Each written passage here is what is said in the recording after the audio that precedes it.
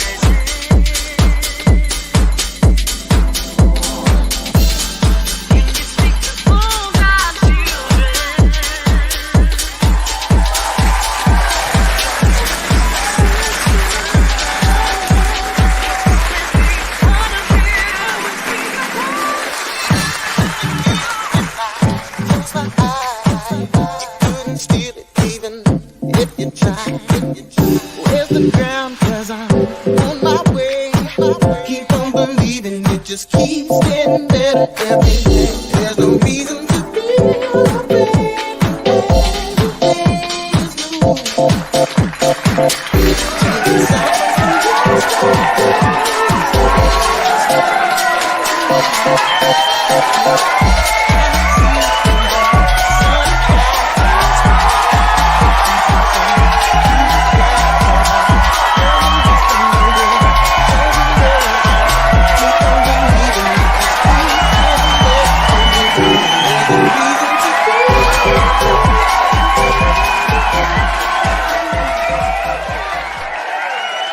All right, thank you.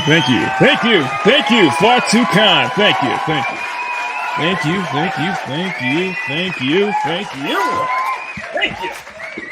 Thanks so much. All right. Okay, extra applause. Fine. You know what? Extra applause. Extra applause. Why not? All right.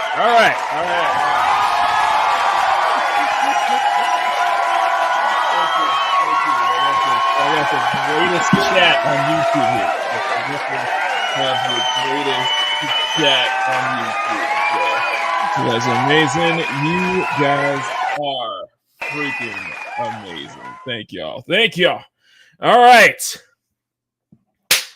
Good morning, good afternoon, good evening, good night, CSF Nation. I am Makini 90, artist, German, and illustrator, and welcome you to another Sunday here on the Sexiest Sunday Afternoon Art Show on YouTube. Makini Live. How are you guys doing? Hope you guys are having a good weekend so far. Hope you guys are having a good start to your week or end to your week. For me personally, Sundays is always the start to my week. Now,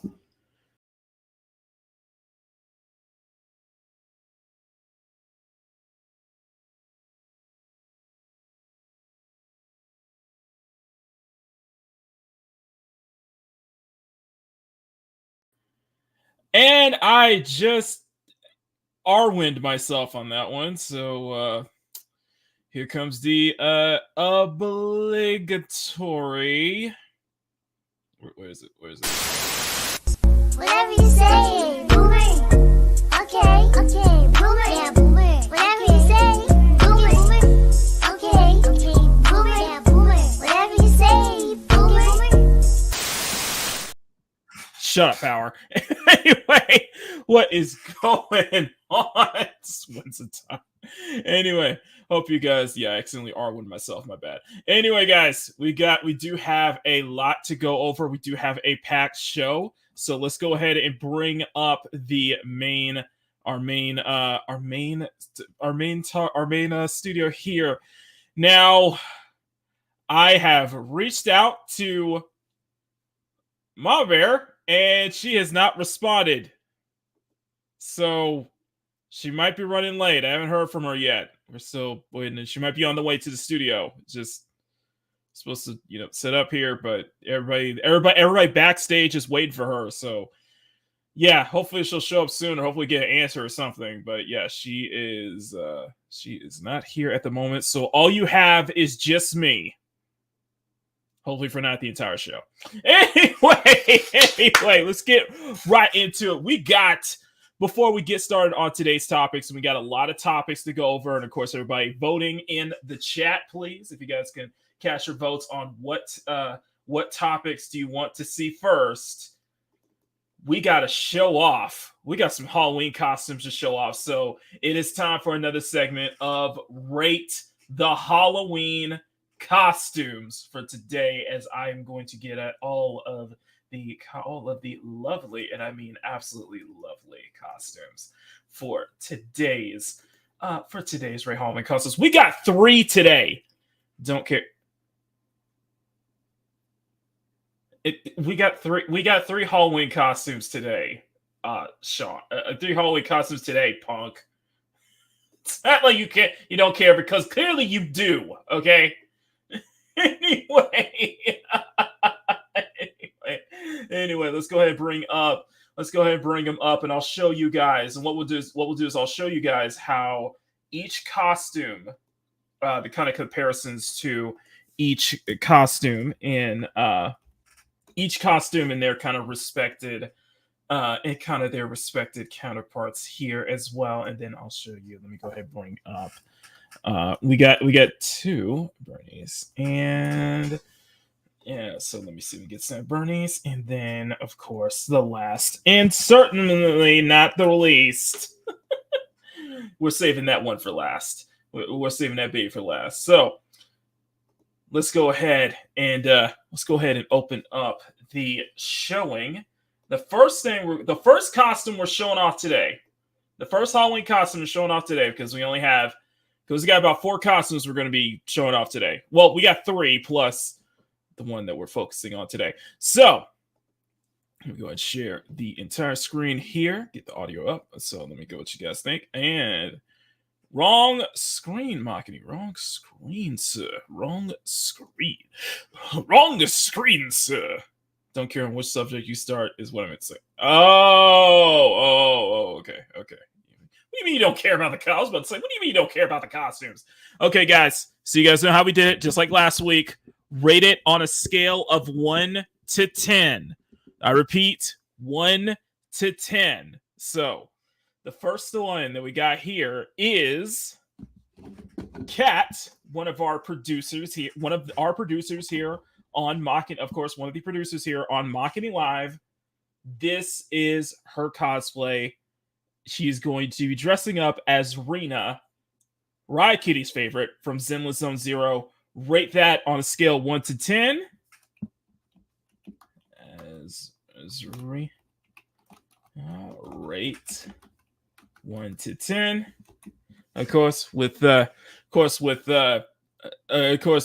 to if it's 0 to 5, if it's like a 2 to if it's like a 0 to like 3, then it is a straight up. Oh! Ew! Dude! What the fuck? 4 to 6. 4 to 6. Okay, pretty okay. Kind of meh to there. 7 is a 7 is a let me see where's my oh my Jesus clip. Okay, 7 is oh my Jesus. She bad, ain't she? Lord Jesus Christ. I gotta go. Hey. I gotta go. 8 to 9 is Oh my God! and then a perfect 10 is, you already know what song I'm gonna play is the perfect 10. But this is Kat's Rena cosplay from Zenless Zone Zero. If you guys have not seen the short of it, definitely check that out. I've drawn Rena before, so I gotta say it looks really good. I would give this cosplay at least, I would say at least a 7. I would say at least a 7. I like it. And Rena is pretty fun to draw, and I think it kind of works with her. I think the added fact that even, Kat's tail really works here as well. So I like that. I like that. It looks really good though. She doesn't have the cat, she doesn't have the top heaviness of Rena, but it really does fit, and it really does feel like a fan cosplay. So let me know what you guys think. Rate Kat's Rena cosplay on a scale of 1 to 10. Love to hear from you guys. Okay, now here's the second one. Lucky Neko, good evening. I'll give you guys a minute. Let's take a moment to rate the costume 1 to 10. What do you think, Kat Serena? Come on, guys. It's I would say it's at least a 7, if not 7.5 and 8, only because I'm not as familiar with the character as well. But I think this costume really does work. So I think it actually really does work on her. And to be fair, Rena is a fun character to draw. So Lucky Neko says this is a 10. Lucky says a 10. Stunning, who has been a member for 2 years, by the way. 2 years. Stunning and Brave has been a member for 2 years. By the way, not only Stunning, Squeaka, AFK have been members for 2 years on the Makini Draws channel. So let's give them a huge round of applause. First off,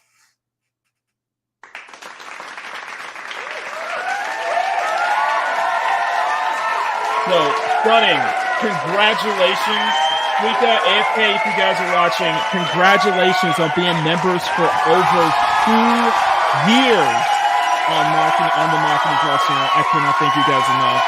These have been my earliest CSF Nation members. You guys have been truly incredible. The fact that you guys have been, you guys are the OGs.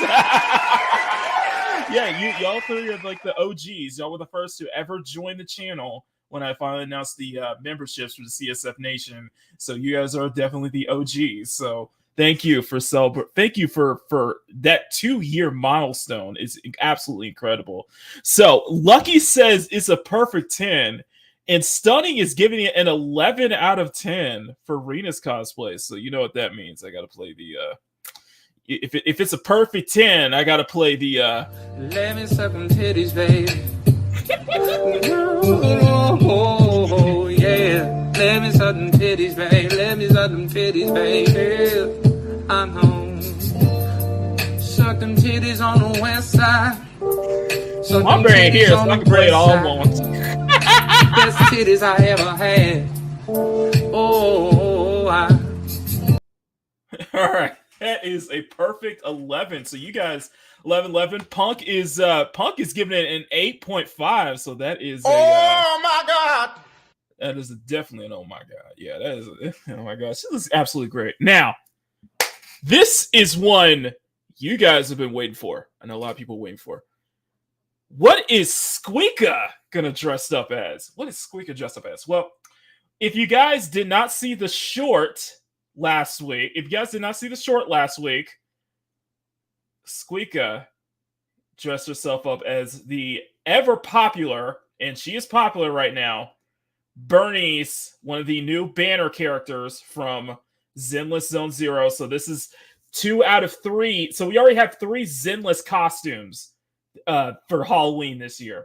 And this is Squeaka's Halloween costume. There you go. All right, guys. Squeaka as Bernice. 1 to 10. Rate it 1 to 10. What do you guys think? What do you guys think? I want to hear it. I want to hear it. I want to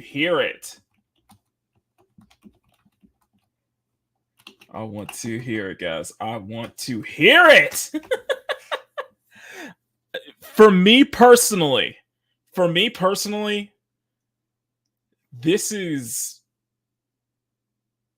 a 9.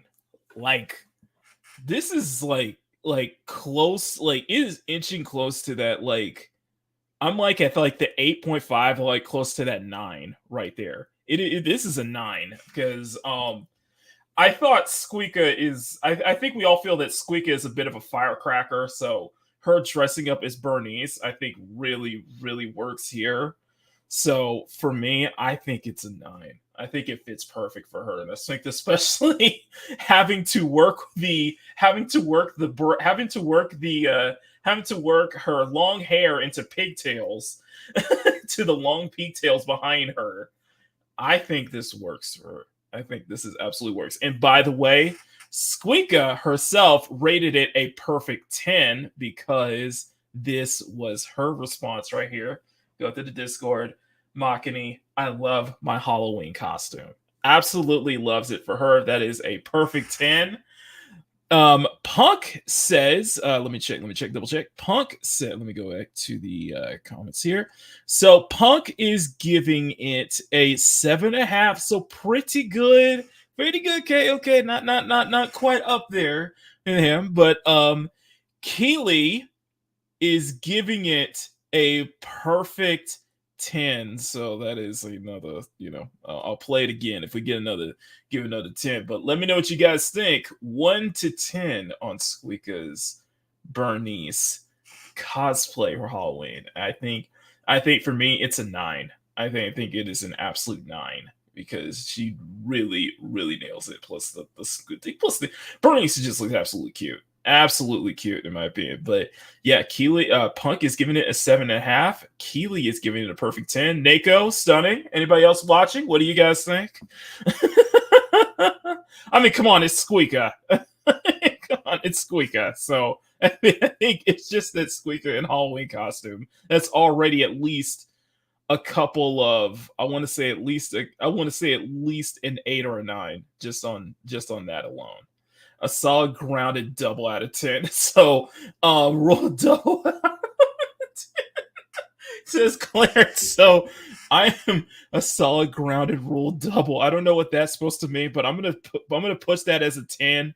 So that is automatically a plays again. Let me suck them titties, baby. Dunning says a 69 out of 10. Oh, yeah. Let me suck them titties, baby. Let me suck them titties, baby. I'm home. Suck them titties on the west side. Suck them titties on the breast side. Best titties I ever had. That's a perfect 10. And Punk gave Brianna's Jessica Rabbit cosplay a 7. Okay. Now, here is the moment everybody's been waiting for because I didn't show it off. It's been finished, but she has been playing. If you guys did not pay attention to the intro. This is, of course, as voted by y'all, you guys decided that instead of Skyla dressing up as Eve for Halloween, you wanted Ultimate Freyna from the First Descendant. Let me just play that YouTube clip. Let me just play that Ultimate Freyna trailer once again because that is straight up. That is a straight up drip. So, for those who did not know, y'all decided that instead of her Skyla dressing up as Eve for Halloween, she dressed up as Ultimate Freyna. So this is what she looks like right here.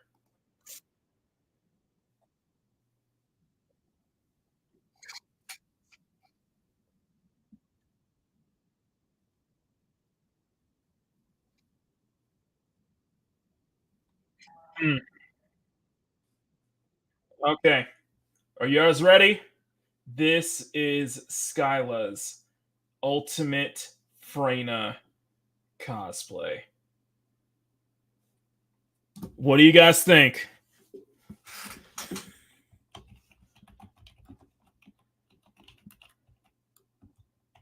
Come on now. Well, I want to see it. I want to hear it. Come on. Let's. I want to hear it. 1 to 10. Did she nail it?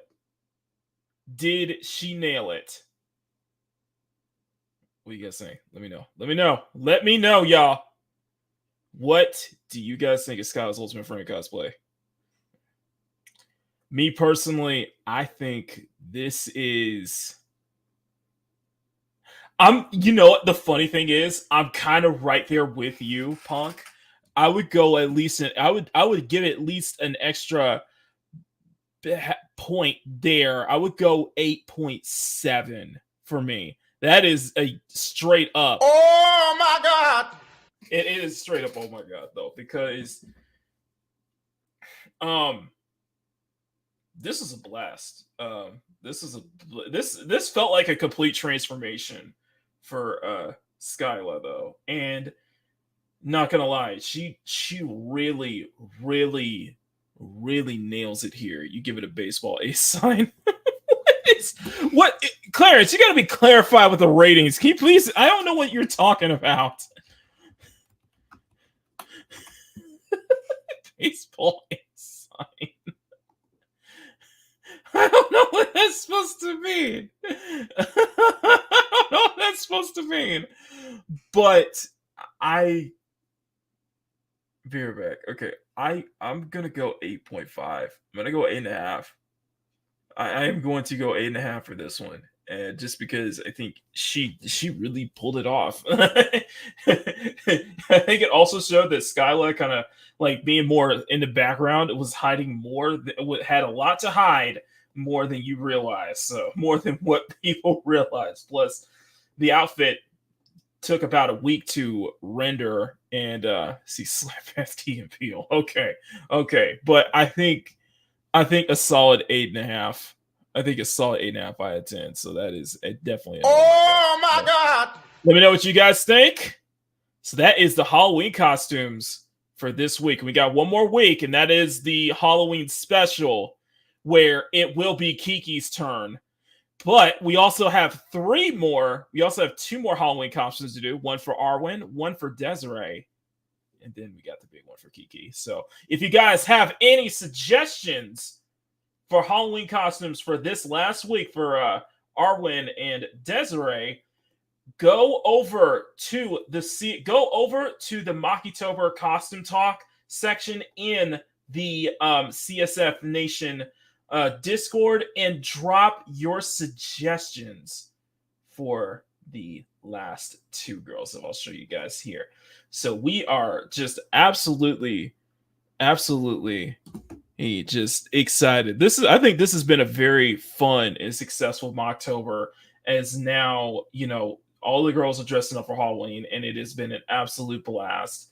So we will have, for these two, we already know what Kiki's going to be dressing up as, because she's going to be up as, but it's specifically for Arwen and Desiree, and I think that's going to be really nice. I think.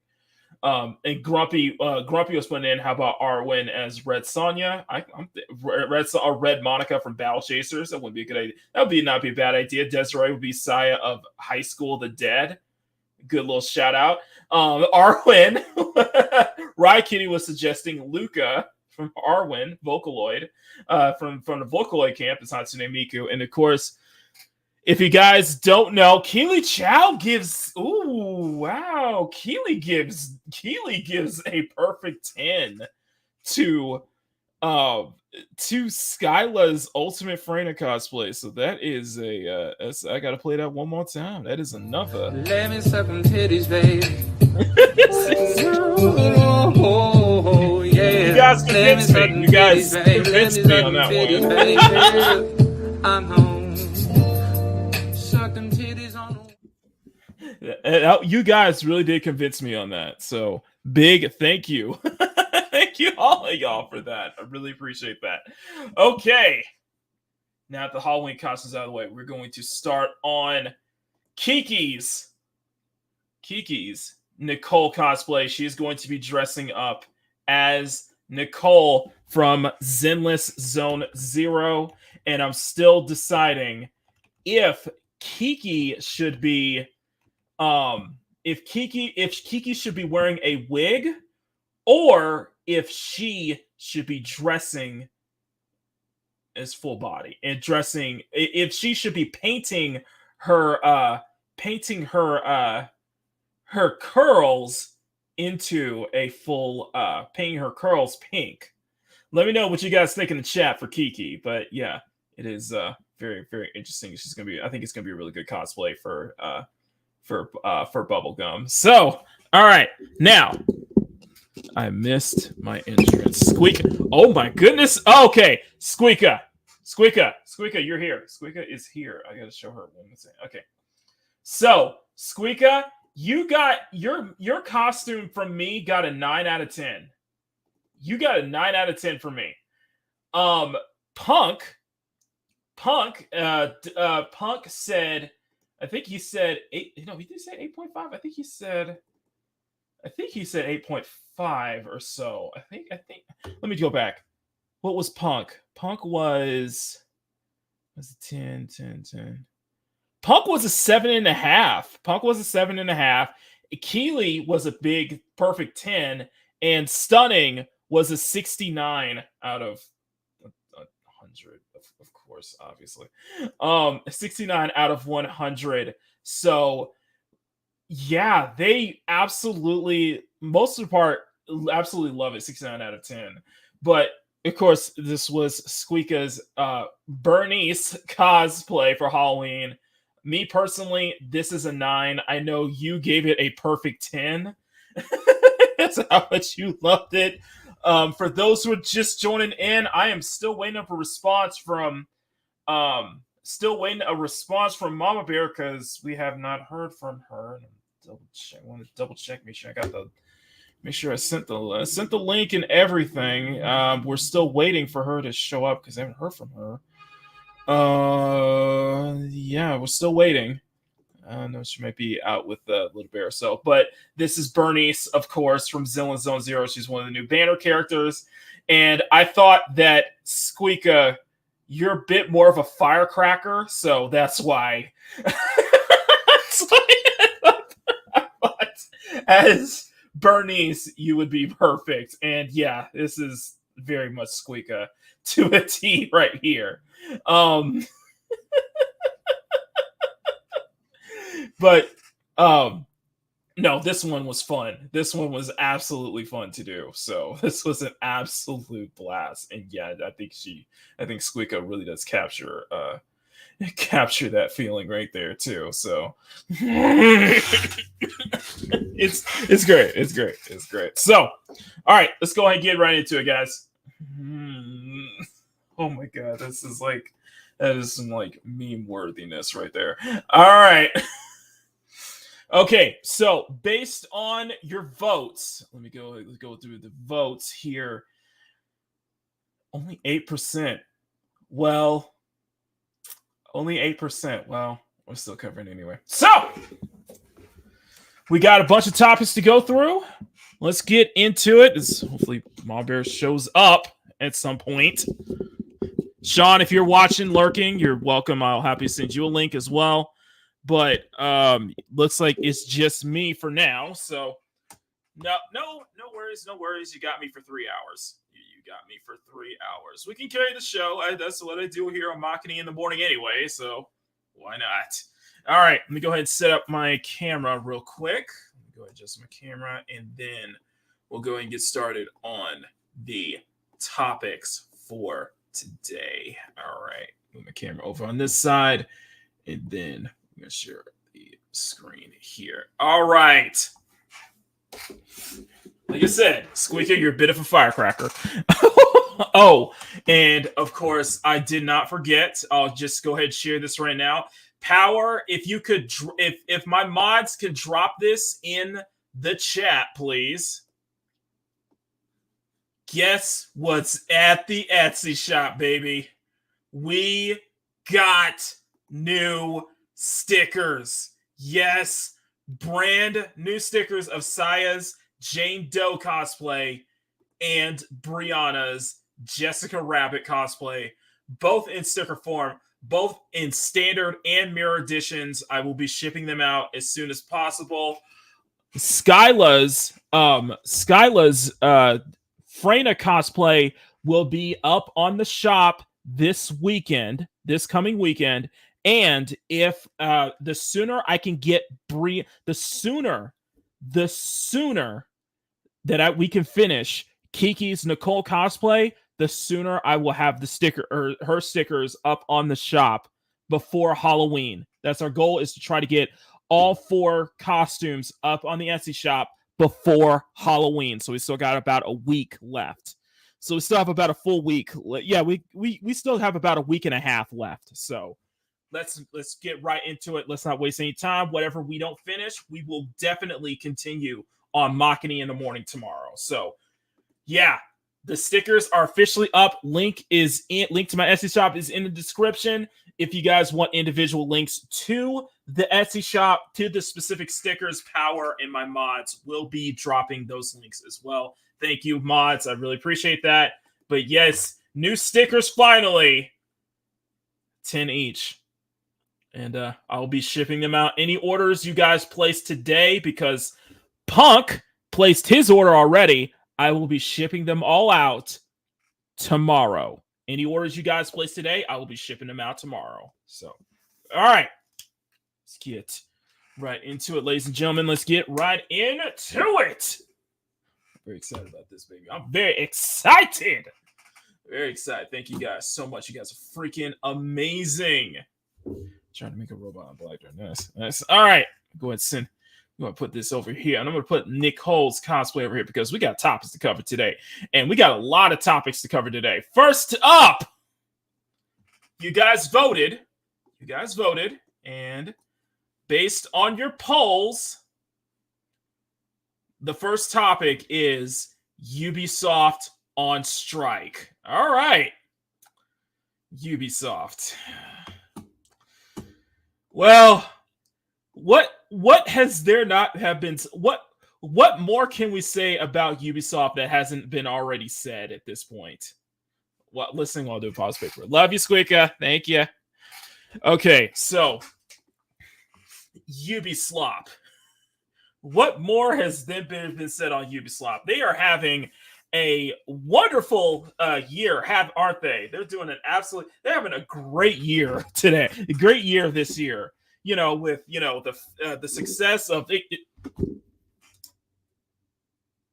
Thanks, Squeaka. Thank you, Squeaka.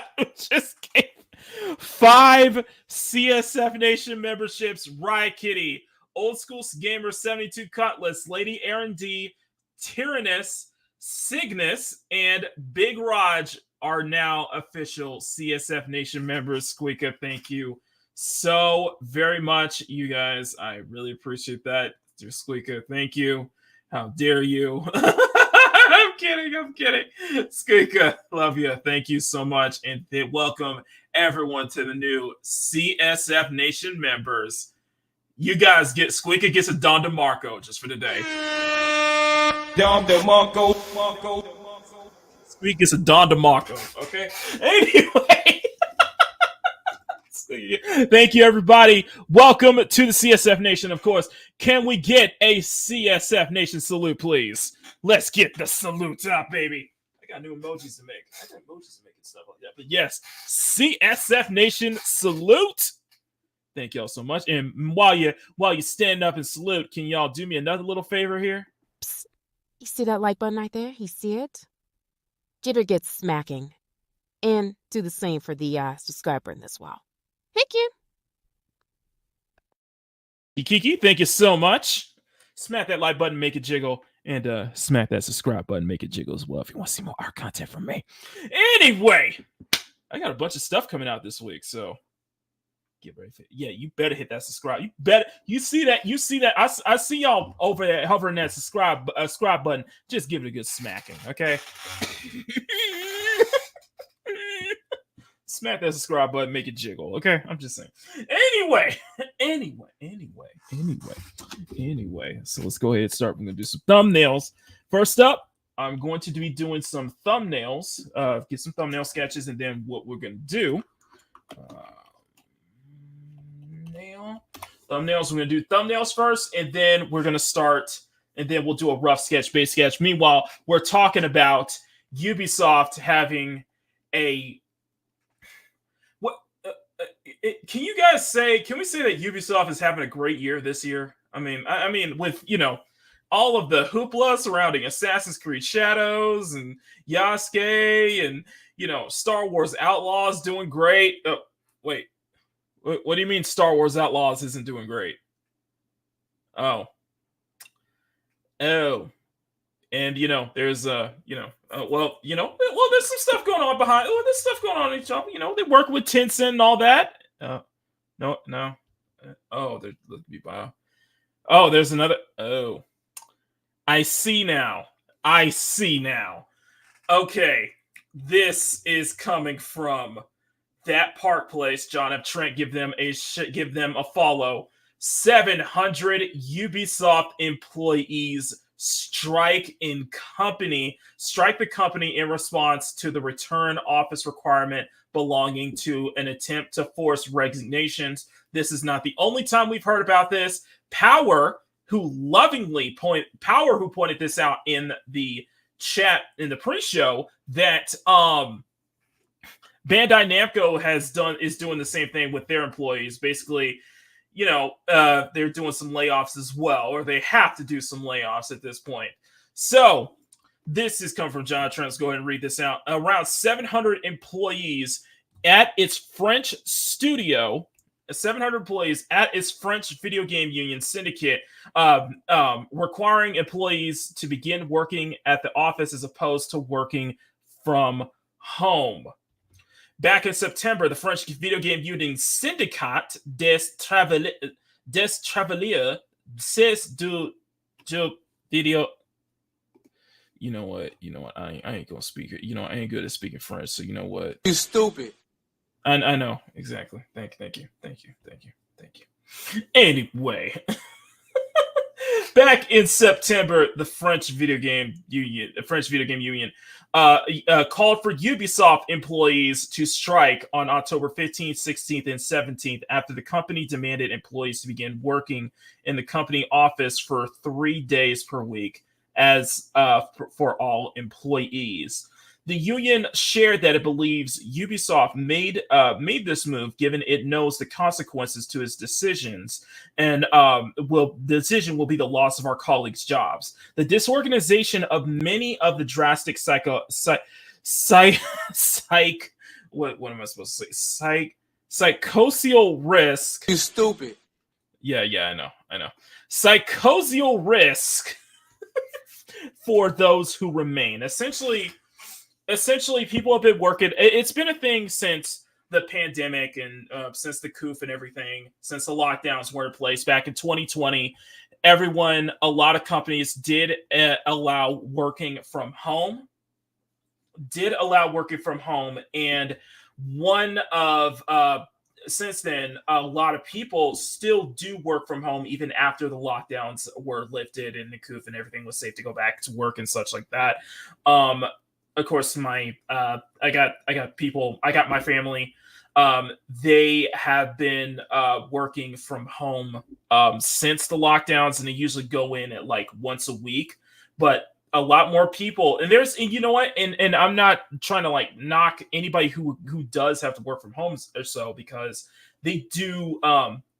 There's a lot more benefits from working remote. Even at the current job that I'm in right now, I work with clients who never went back into the office even after the pandemic. So they've been given the A-OK to work from home and such like that.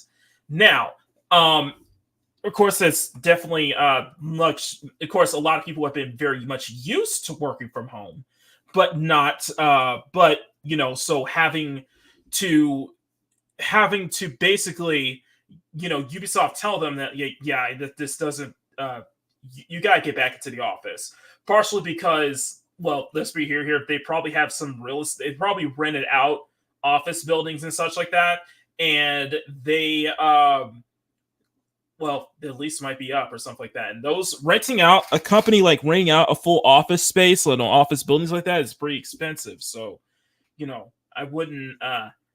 I can't blame them, but at the same time, it's a very interesting conflict because it's not just France that began the strike as well. The union also, furthermore, it noted the decision announced immediately after the failure of profit-sharing negotiations, exactly like the previous salary negotiations, management proposals were unacceptable. The negotiations timetable was appalling, and the management was deaf to the proposals of various employee representatives. Given this, the union stated, to express our anger, we call all Ubisoft employees at France to first strike on October 15th, 16th, and 17th. Now, today is October 20th, and I wouldn't be surprised if they're still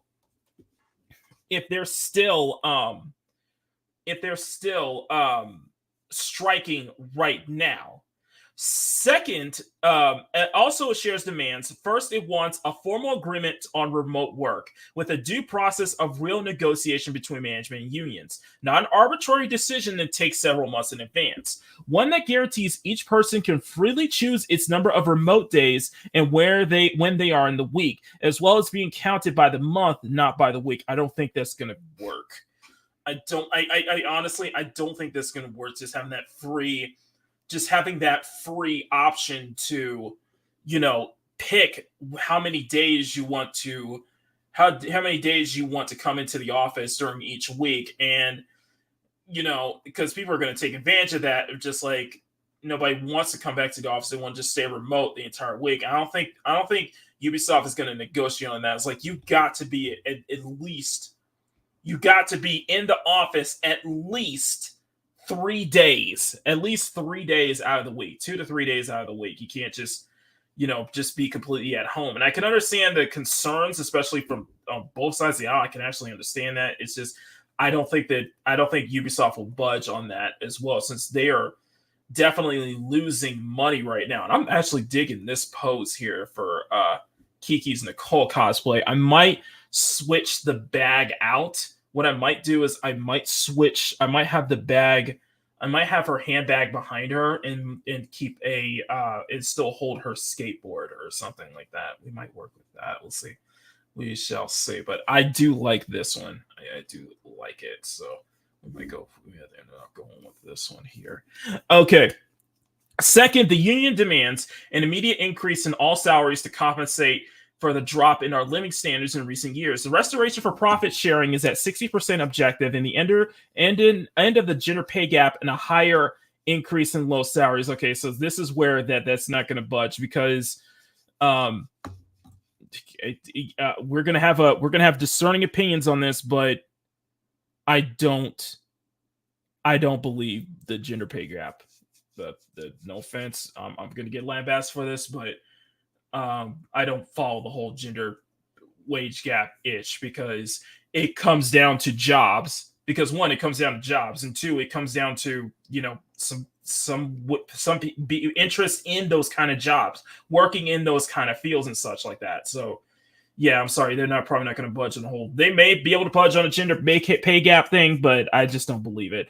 And finally, it wants Ubisoft to listen to employees' implementation of social dialogue worthy of the name.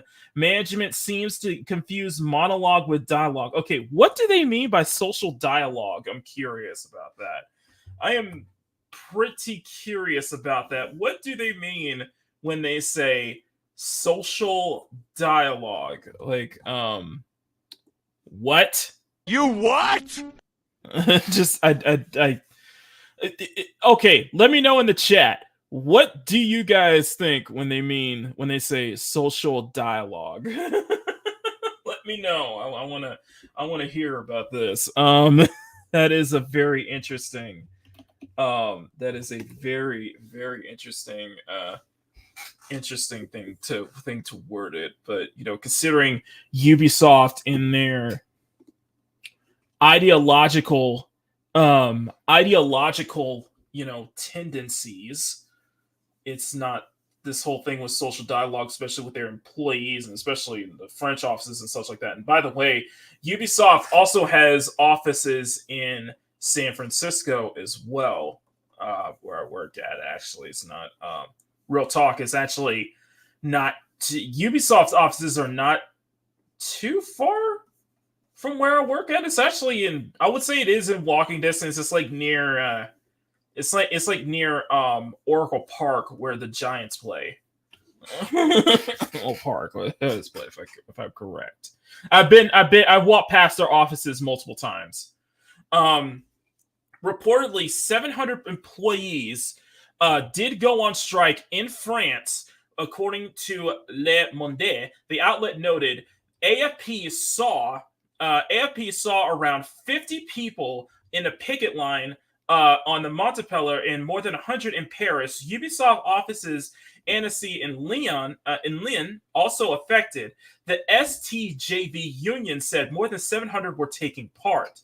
The employee informed the outlet how long before it will start laying off workers and downgrading their ambitions. She's also described the atmosphere as gloomy. Well, the entire Ubisoft, the way with Ubisoft is at right now is very gloomy. Like the way with what's going on in Ubisoft is very gloomy, especially with everything going on with Tencent, the failures of Assassin's Creed Shadow, what the controversy surrounding Assassin's Creed Shadows, Star Wars Outlaws' failure, basically probably almost an attempted coup or like a hostage takeover, basically, kind of like what was going on with Disney and such like that back in then. But it's Ubisoft is not in a good spot. Like Ubisoft is not in a good spot at all right now, and they need something to get them out of this ish show that's been going on right now. A number of employees also spoke with the French news outlet La Humanite. And of course, you can see here, we'll go share some of this here right now. Let me see. Where is my. Okay. So you can see here. I don't speak French, but.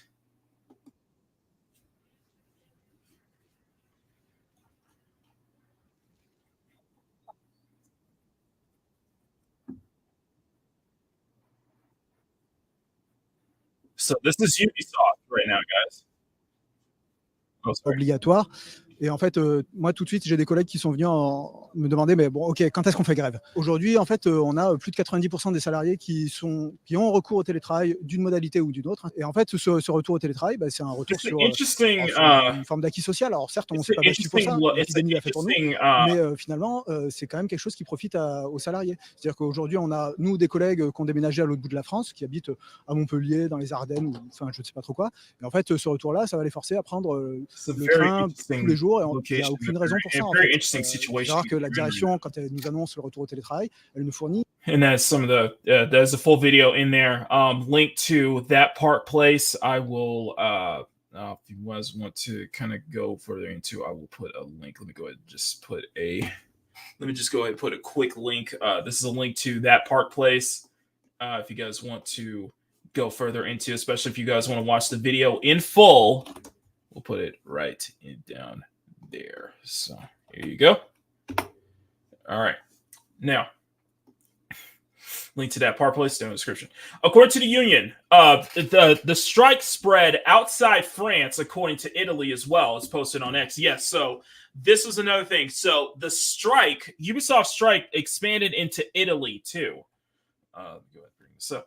According to the union, the strike has spread outside France and Italy as well. Today, workers at Ubisoft Milan are also on strike against a return to 3-day week and work in the office. Is it that bad to have?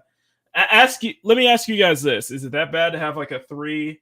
You know, if you guys do a work week, what would you be your preference? Would you prefer to be 3? Have to go back in for 3 days, 2 days? Let me know. I'm actually very interested to hear about that too. It added full support to them and Federazione Impiegati per Meta Legiti. I know that was terrible. You stupid. Thank you. The strike comes amid Ubisoft finding itself in dire financial straits. Back in September, its Q2 net bookings from 500 million euros to 350 to 370 million euros, a decline of 30%. Furthermore, the company also stated that it expects net bookings of around 1.95 billion euros to around break even non-IFRS operating income and cash flow, for the fiscal year. The expectation is down nearly 16% as of last year, where the company reported that it total net bookings of 2.321 billion euros. The company also finds itself accused by Slovakian investment firm AJ Investments of intentionally manipulating its stock price alongside Chinese developer Tencent.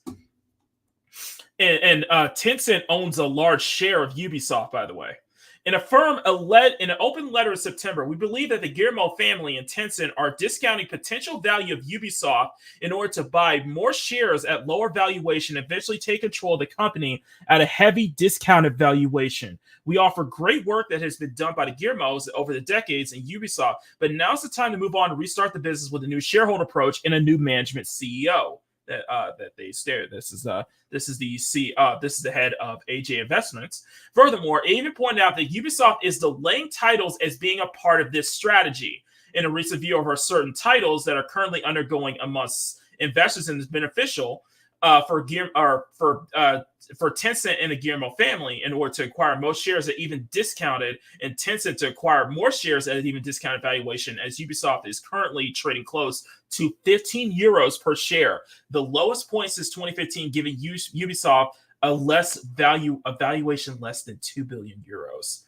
The firm alleged that the Guillermo family and Tencent's collaboration blocked potential accusations and partnerships that could have been beneficial for the company shareholders. I did hear about that. It cited possible acquisition by KRR and Blackstone more openly in 2022. Private equity firms, both equity firms, had interest in acquiring Ubisoft, but were unable to proceed due to existing agreements that prevent any single entity from gaining control without Guillermo and Tencent's consent. This pattern of blocking potential accusations has prevented much-needed restructuring and revitalization that will benefit all stakeholders of Ubisoft. And this is where we're getting to the Endymion rumors here. If you guys are not subscribed to Endymion, please do so. Rumor from the alleged Ubisoft insider informed Endymion that shared that Ubisoft was using the implementation of Yasuke into their game to steer the public perception, not only shareholders, but Ubisoft as a company in general, towards a scenario that actually would lead to a full buyout. He explained, quote, "As I was told by Tencent, is this a long one? Oh, this is a long one. Oh my goodness. Okay. Essentially,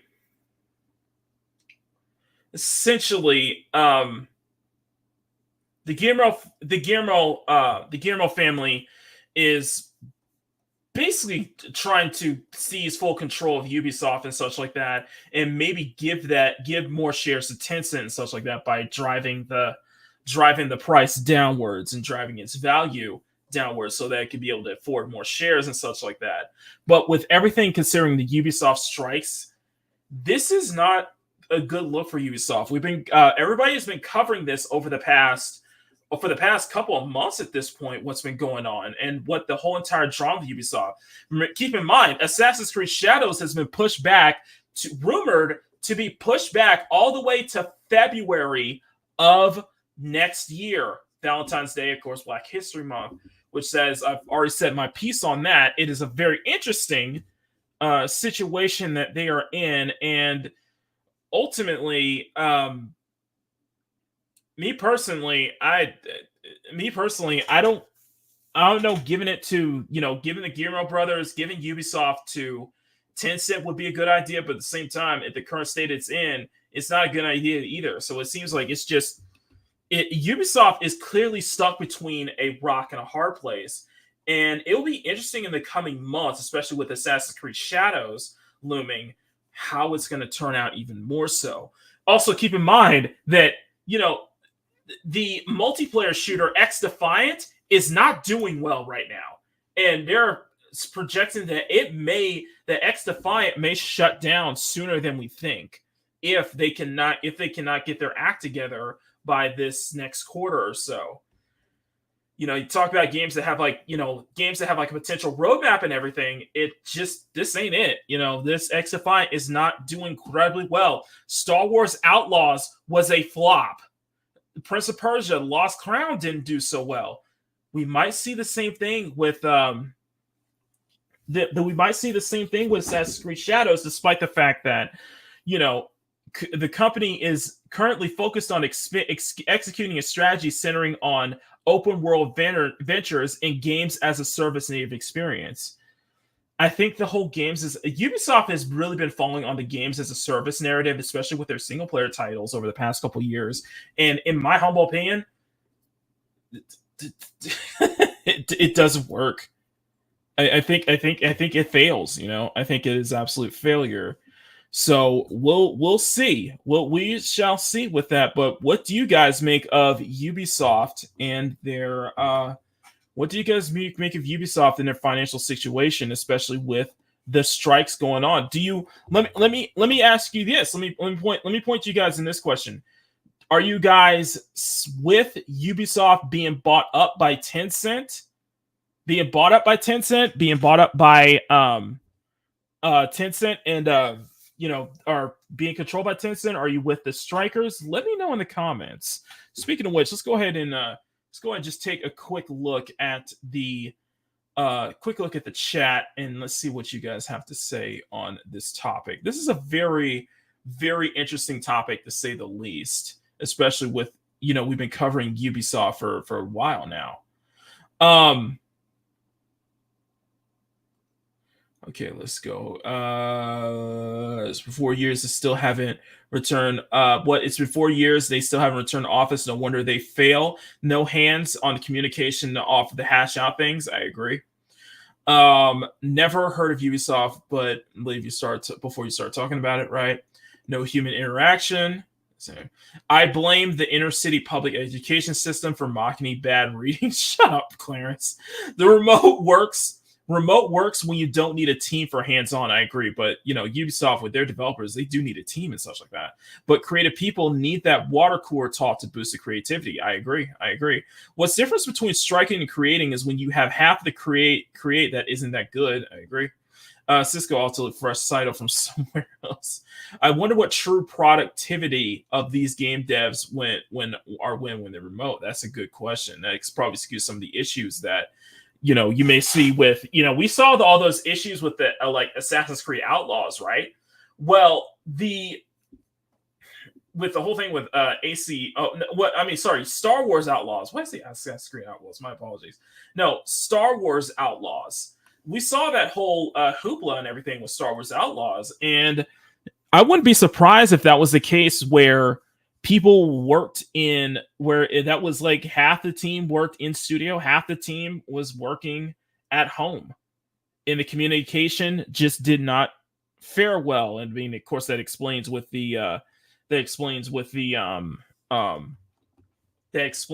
how Kay Vess looks in game, especially compared to the concept art and everything. So it's very interesting. It is very, very interesting. I wouldn't know. I work with my hands and legs. So you work in studio. It's extortion. With the Punk is with the strikers. Punk is siding with the strikers. Yeah, the people going on strike. And I'd rather have Ubisoft be bought out by someone than a commie corporation in China. There was I saw a video from Wagner Knows Why before the show launched about this whole thing of that, Elon, the head of Twitter, of Elon wanting to start a video game studio, and there was some rumors going around about Elon buying up Ubisoft, and I'm like, I don't know how that would work, honestly. I don't know how. I could not see that working, positively. It's a good thing to think about. That is definitely something to think about, though. So, all right, well, that is it for Ubisoft. And judging by if we go by the next part of the course, the second thing is Sweet Baby Inc.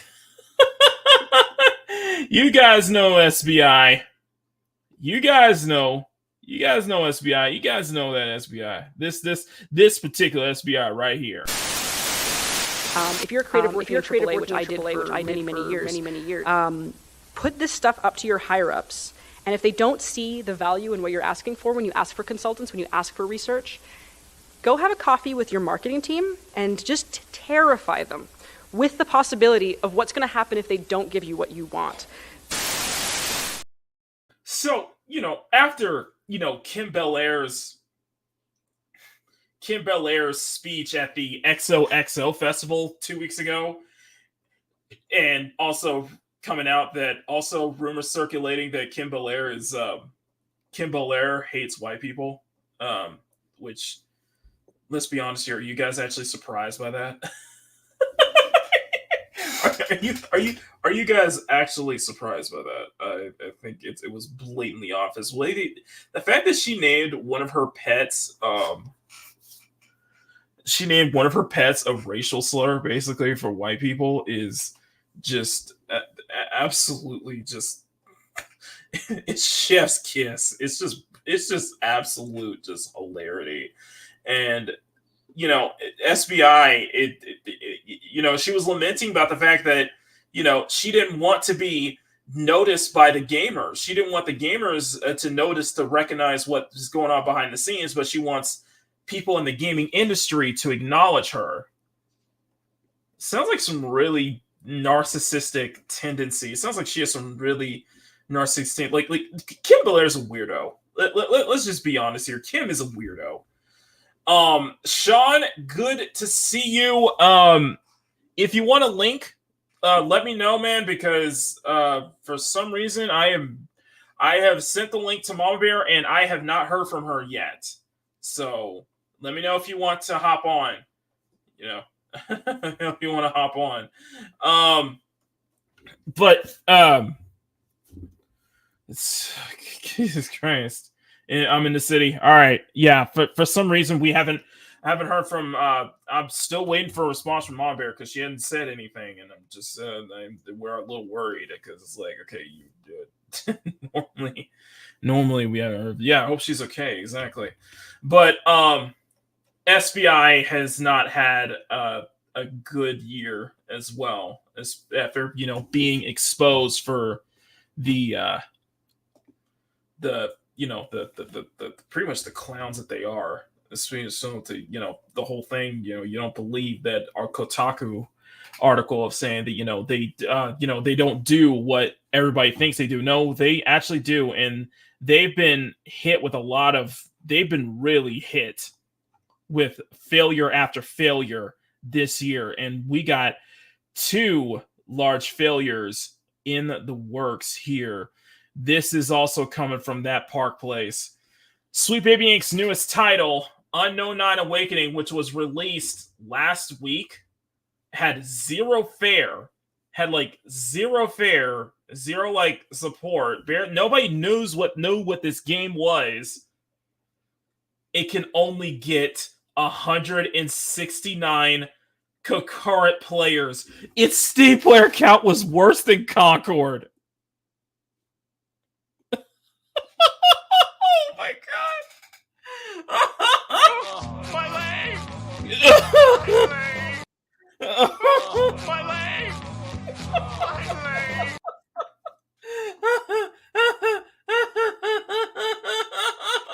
my god! I gotta look this up.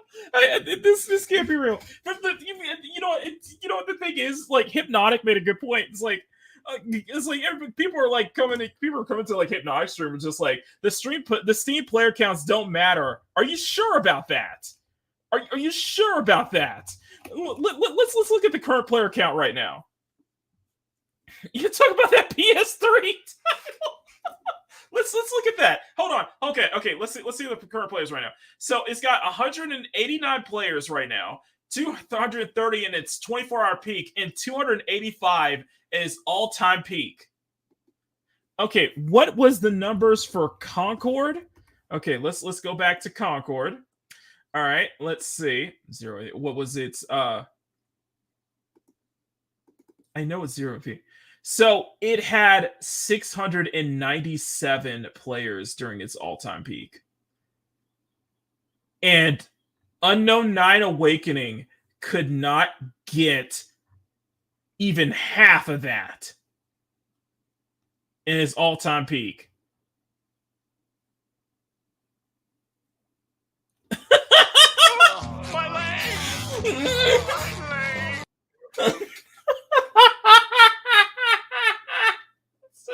I gotta share. No, we got something to share. I got something I want to share here too. I got a video I'm going to share later on. Hang on, I got a video I want to share too because this was interesting to me. The ending to Unknown 9 Awakening. It looks bad. Like it looks bad. Okay. Hang on. I need to see the ending of this because this looked bad. This looks so bad. But anyway, let's get into the topic here. The latest game to have SBI consultancy on it, Unknown 9, performed worse than Concord on its release day, managing to garner a peak player count of just over 169 players. That is not nice. Steam DB data shows that the game hit an all-time peak of 169 players just around 8 p.m. on October 17th. This is far worse than Concord. If you recall, Concord was hit with a peak current player count of 697 players when it was released. Unknown 9's peak awakening is 75% less than Concord. These numbers analysis is surprising. Starter Craig noted that his retail insider informed him that pre-orders for the game were extraordinarily low. My retail insider, who has access to 800 big box store retail numbers, telling me that Unknown 9 Awakening has a total of 46 pre-orders, but only 12 were canceled, so there are only 34. 34 pre-orders in over 800 stores. That is... Oh, my leg! Oh my God! 34, that is so bad. I remember Alyssa, our lovable failed sex worker, Kataka Senior, insecure, miserable narcissist, and apparently Hassan Piker groupie Alyssa Rakante was coming in, running her mouth again about that, and I was just like, that's brilliant. That's sweet, Alyssa. Okay, go back to your Twitch and go back to Twitch and simping for Hassan Piker. Okay.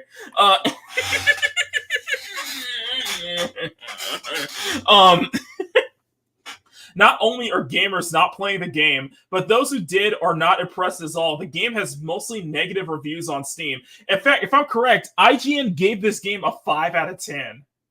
This is SBI's influence is all over it. Oh my God.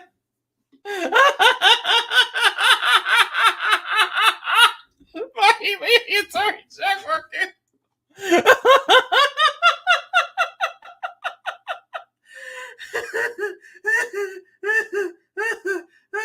I'm sorry.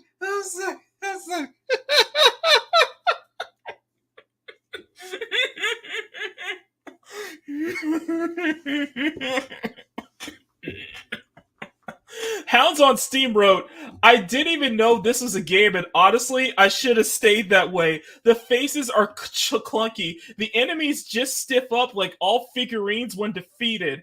He continued, ran okay, but the transitions almost... Oh my God, I gotta pay attention to this.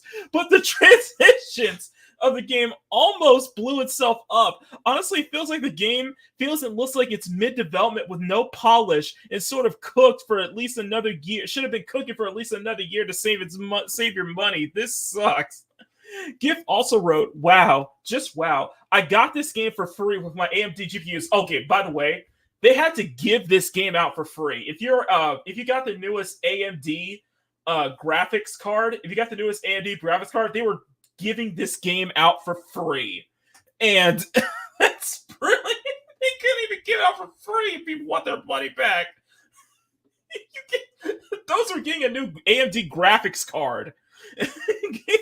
Those were getting a brand new AMD graphics card, were given this game for free, and they still wanted their money back. How bad is that?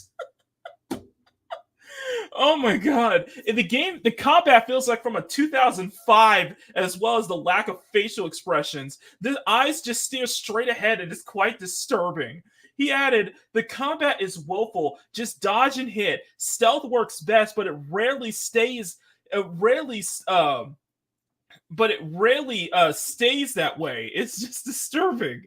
Ragni also notes, this is a mess. Combat is dated. Animations are strange in spots as usual. They hired an attractive model for the face that butchered her because being pretty is wrong. Oh my God, I gotta share this. I have to share this. I have to share this real quick. So this is this I want you to look at this comparison, because the model for the model is the face model for Haruna and Unknown 9 Awakening is the actress. This is what it looks like in game, by the way, and this is the actress. Hold on. This is the actress. This is right here. Anya Kalota, who was Yennefer on The Witcher. Yennefer on Netflix's Witcher series. This is how it looks. It looks so bad. Oh, it looks like a butcher job. Hold on. All of you! Daddy, chill. What the hell is even that? What was gets even bad. There's a video. I'm gonna have to look this up. I got a bunch of tabs up right now. I gotta look this up of the interview from Anya Carlota's interview. Hang on a second. There's an interview with Anya on right here behind the scenes. There's a oh god, this is so bad. To be honest, I still find the whole thing quite mind-blowing. That's really great. There's a moment to get to explore that part of themselves. This is it. No, there's an interview where Anya just like she does not know anything about the game, but she just all she does is just promote like, okay, it's it's about diversity, so it's like it's just bad, y'all. This is bad. I gotta find that. There was a oh my god, there has to be the Magnum. Where is it? There's an interview with that, and she is just like I'm watching side scrolls, but there was an interview where a couple Anya had nothing to say about like it might be just this one, but how do you ruin this? My career, I've become known around the world for playing a character based on a book, and then in witnessing her growing strength of character, players also get to explore that part of themselves. And from what, because Vera Dark and Hypnotic did full playthrough of this, and we're gonna watch the ending of this, by the way. From what Hypnotic was saying, that the story of Unknown 9 is basically Captain Marvel. It's basically a girl boss. It's basically another like girl boss like story where it's just that she's perfect in everything and such like that, and it's like people bringing it down. It's like she goes after weapon. It's brilliant.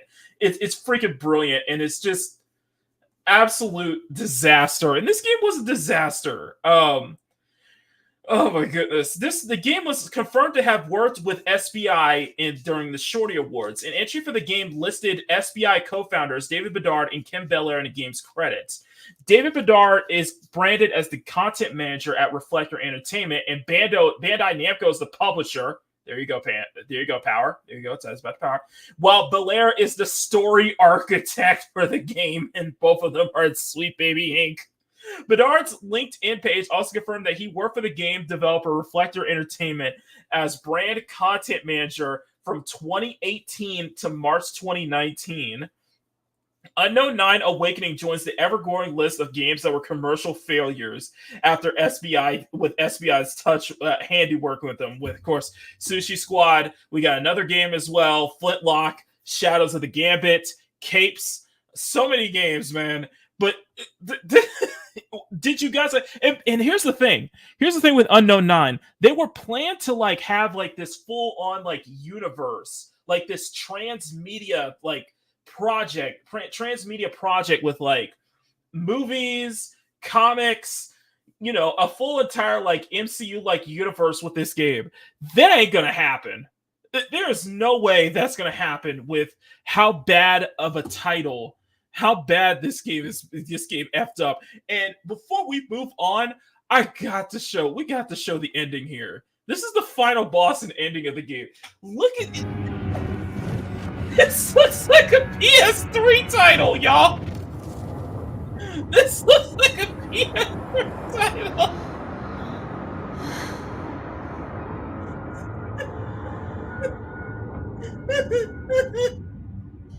There aren't many so insistent on going down with the ship. The ship isn't going down, Vincent. I'm taking it, just like I took the Morning Star. Ah, yes. You've got the gumption. Oh my god, this is fine business. This looks like this looks like an early PS3 to oh my You can't make this up, y'all. You can't make this up. God damn it! You can't make this shit up. Oh, that looks so bad. That looks so bad. Oh my goodness. This is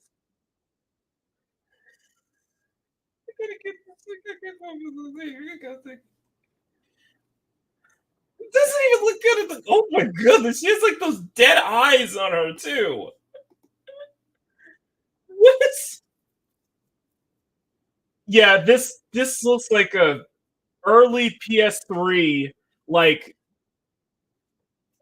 a bad PS3 like action combat too. Like,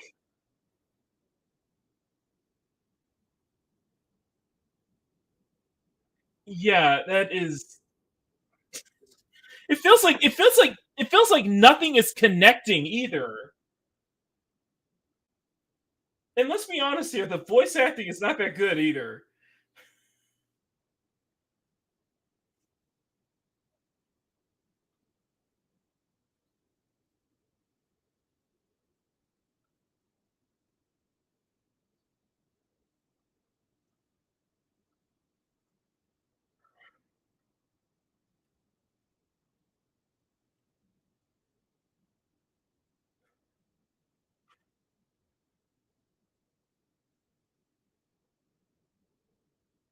Okay. Like this looks like a bad PS3 title. Like a completely forgettable PS3 title.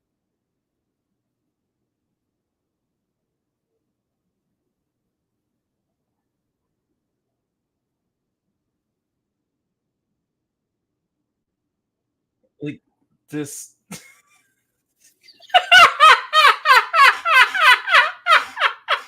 Oh god. Oh my God! My leg! That's so bad. Oh, that's terrible.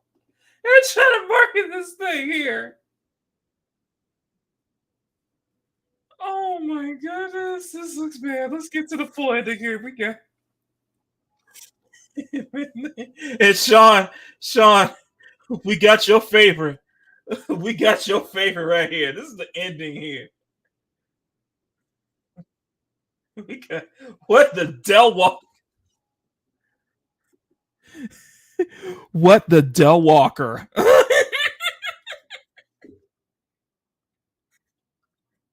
We got grocery store auntie over here, man. Sean, we got grocery store auntie, Sean. Sean, we got Sean. Sean, we got grocery store aunties.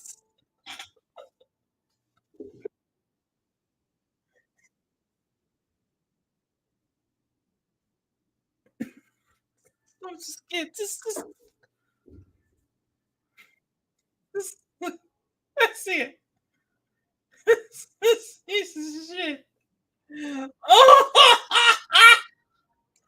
I'm waiting for the live action adaptation, especially with that face. That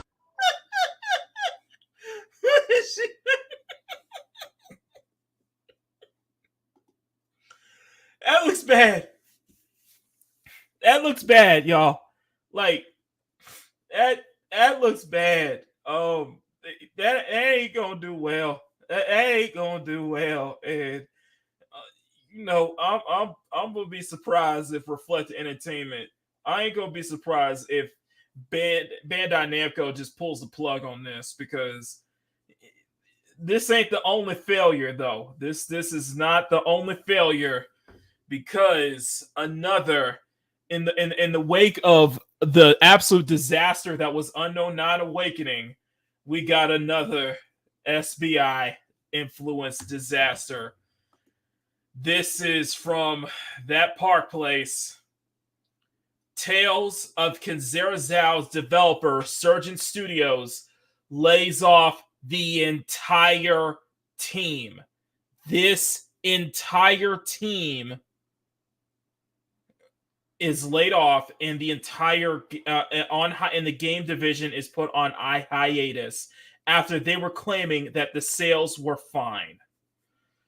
Okay. Surgeon Studios, the developers of Tales of Kenzera Zhao, who worked with SBI, announced that it's putting its entire game division on hiatus. Surgeon Studios shared that we decided to work with the Surgeon Games division on hiatus while we're securing funding for our next project. In the meantime, we've unfortunately had to put our entire team on notice for redundancy. Everyone at Surgeon Studios, in the meantime, we've unfortunately worked incredibly hard on Tales of Kinzera Zhao. What truly comes from the heart, passion, creativity, and dedication are nothing short of extraordinary. There are still a couple exciting updates coming from Zhao, from the pipeline from Zhao. The company then included, our team has created a prototype for a bold new project. It's darker, edgier, and more visceral than our first game, but retains Zhao's all high-octane contact and cultural depth. And we're looking for a partner to help bring this vision to life. Y'all probably should have thought of that. Y'all probably should have thought of that a long time ago. I got some things to say about this personally. I've said some pieces on Tales. We brought this game up before, and its creator Abubakar Salim. The company noted at the time, unfortunately, Surgeon has joined a number of games impacted by layoffs this year, and there have been so many layoffs. I think we're probably at 30,000 layoffs, if not even more so. We remain, a dozen people are reflected. It's a difficult time in the industry, but we remain proud of our entire team's work on Zhao and the praise it has received from critics and players alike. Are you sure about that? Are you sure about that? Our focus is now supporting on those affected, continue working on Zhao in future with next creative projects. It also comes less than 6 months after the founder and CEO, Abubakar Salim, claimed that the game's sales were fine despite announcing that he was discontinuing the game. I'm not going to play that video. He addressed it to an AMA on Reddit. That the game isn't selling well when you guys know the game wasn't selling well. So much so that, he did put his money where his mouth is and discounted the game heavily on Nintendo Switch. And Nintendo signed off on that as well. But from what we were reading, let's go ahead and read this. He specifically addressed the game's sales as part of a thread, clarifying his comments he made in the video. He specifically addressed his claims that the game was not selling well. It was false. Quote, the game isn't selling well. Also false. I've addressed this on AMA Reddit. The numbers are some circulating are a fraction of the actual playership, and they have been shared in bad faith by people who wanting to provide proof that their harassment campaign has been successful for the punishing us for daring to take up space. Okay, we're going to stop here. I'm going to stop here. Harassment campaign. How can you provide how it was a harassment campaign? You had some involvement with SBI. You had a huge push. You had a very, very huge push by the industry. Just remember that. You had a huge... This is what happened. Kyle pointed this out. Hypnotic pointed this out. Everyone pointed this out.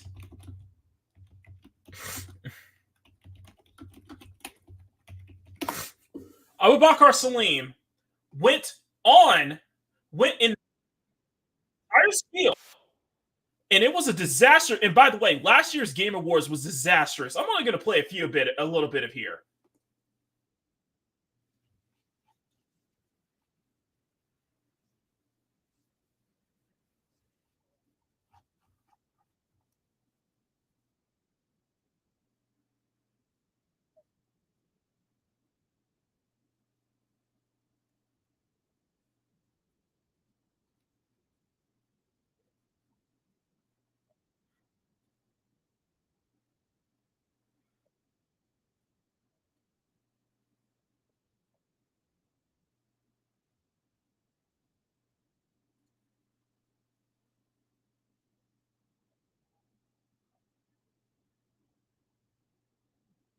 I'm so sorry. Sorry about that. So sorry. Let me go and read this. This was his spiel at the Game Awards. Reality of the world. And he passed away a while back, and I'll tell you what, I'm still figuring it out. But 4 years ago, I decided that I needed to try and process my grief in a way that felt true to me and him. So I took the biggest risks of my life, and through everything that I had in making a game, a piece of art that honored him, an ode to the people we have loved and lost. So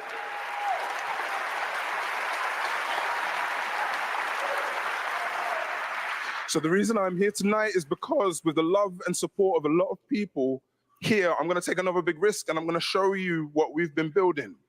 No, I'm going to offer you this game, a game from my old man. I hope you like it. Okay. As for his comments on Reddit stated, it was a busy time. We did good though. It helps on being on multiple platforms. It's all about longevity and continuing forward. Share and talk about the game so it snowballs. More hype you continue building. John of Trent, who actually put in here, it's false. The sales shows numbers. This is not addressing it. Obviously, the game sales were not fine after the company would have to lay off its entire staff and put its game division on hiatus. Furthermore, it was apparent that the game sales were not good enough given Steam Debris reported that the game had almost no players playing it. The game's peak was in April when the game had released with just 287 players. That's just about the similar peak with Unknown 9 Awakening. The poor performance was not surprising given that Surgeon Studios hired SBI and subsequently added to the SBI detected list from the computer's Rambo. It actually serves as well, but the game was added to the curator list that had worked on the game. The company wrote, our friends at Surgeon Studios dropped the trailer for their upcoming action-adventure platform, Tales of Kinzera Zhao. We had the utmost pleasure of working with Abubakar Salim and the Surgeon team on this poignant story, which has been heavily inspired and influenced by Bantu mythology. We know you're going to love it as much as we do. Tales of Kinzera Zhao is a journey through the world of Kinzera to gain his Baba back, a journey of unlucky companion, the god of death the company acquired. Furthermore, Salim was a partner with the founders of SBI, David Bedard and Kim Belair, alongside SBI employee and Amy Leigh Shaw, who was writer for employee for Sushi Squad at Rocksteady. The company named Bebe Sucre Ltd or Sweepy Ltd. It was under a different name. Bebe Sucre Ltd, which Bebe Sucre is French for sweet baby. The Salim resigned from his role as director on the company after being appointed in April 27 on March 12, 2024. I'm going to be a little I'm going to be fair, but at the same time I'm going to also I might be a little harsh when I bring this up. You had, first off, let me get the sentimental first out of the way. Making a game as a tribute to your late father, that is a very nice gesture. Legitimately, it is a very nice gesture. And I have said this before, and I will say this again. I advocate for not just games. I advocate for more fiction that dives deep into African mythologies. I am told in concept, I welcome it. Let's explore more of African. Let's really explore more of African, in this case, Bantu, Kenyan mythology. I welcome that 1,000% because you see what we see now with a lot of stuff being remakes and such like that, and only having to dip into like European and Japanese, Asian mythology. Let's look into deep, rich history of African mythology as well, and African history. More content like that, because there are definitely because I do think that is an untapped market. I think stories and fiction like that based in African mythology, African folklore is rich, absolute rich, and I think it deserves some, exposure. That being said, from what the reviews have been hearing, it's more of a generic Metroidvania. It's more of a generic Metroidvania, nothing to write home about. Not bad, just nothing truly special outside of its premise. The heart is there. The sentiment is there. I am not knocking it there. However, this game was a product. This is a product. And it just, you had all this hook. You had this huge hook. And yet, you had this huge support from the industry itself. People praising it all over the place. And yet, it didn't sell at all. And yet, where was everybody who was pushing this game? Where was Khalif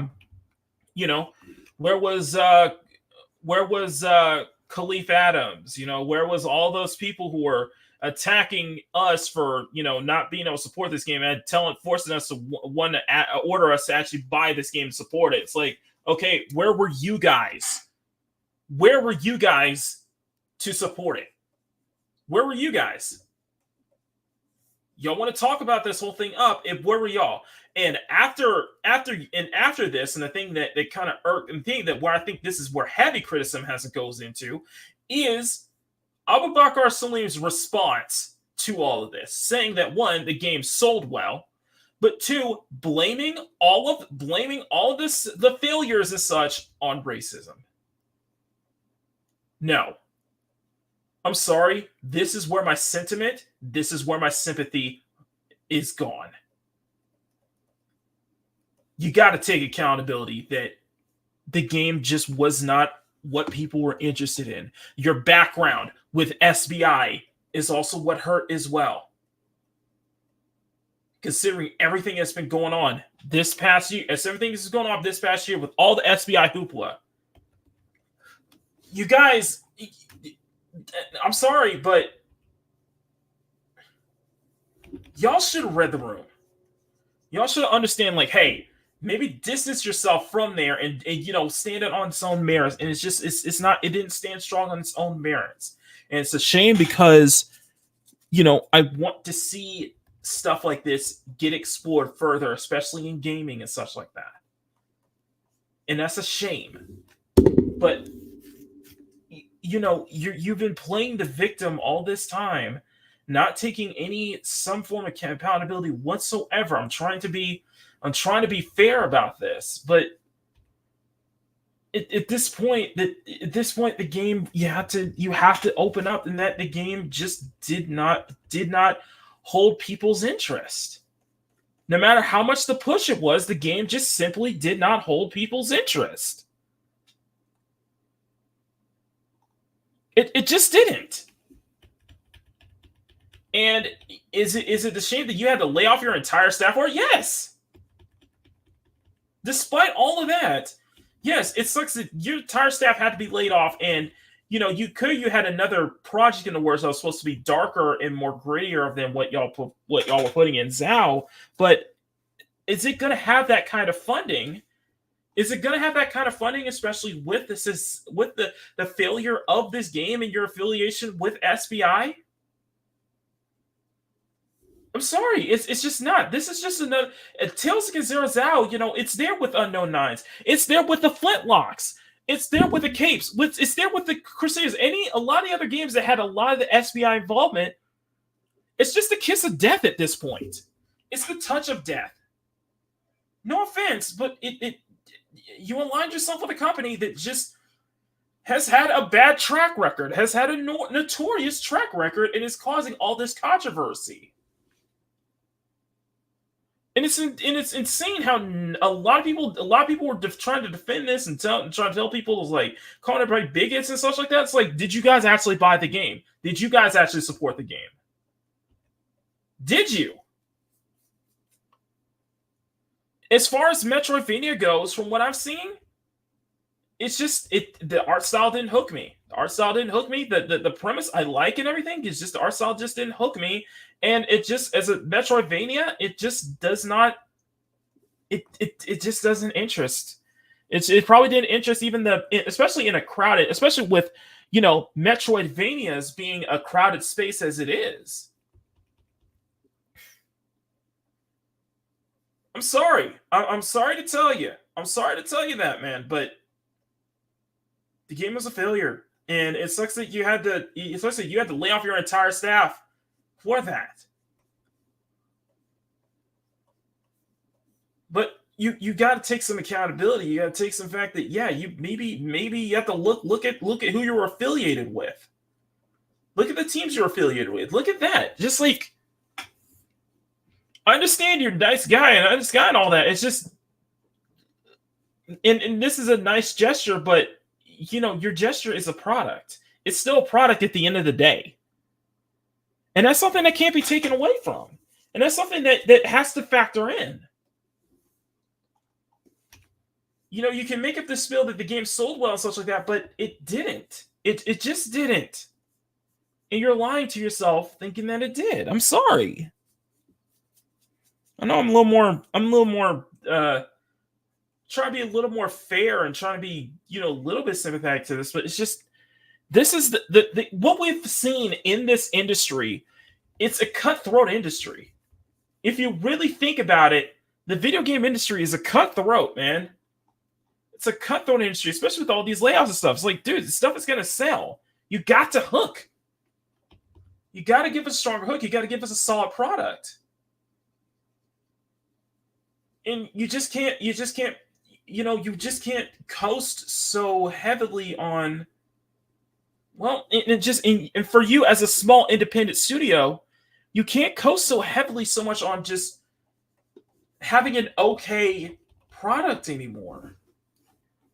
Especially as an indie studio, you got to stand out more than that. And this game got so much push from this game got a huge amount of push.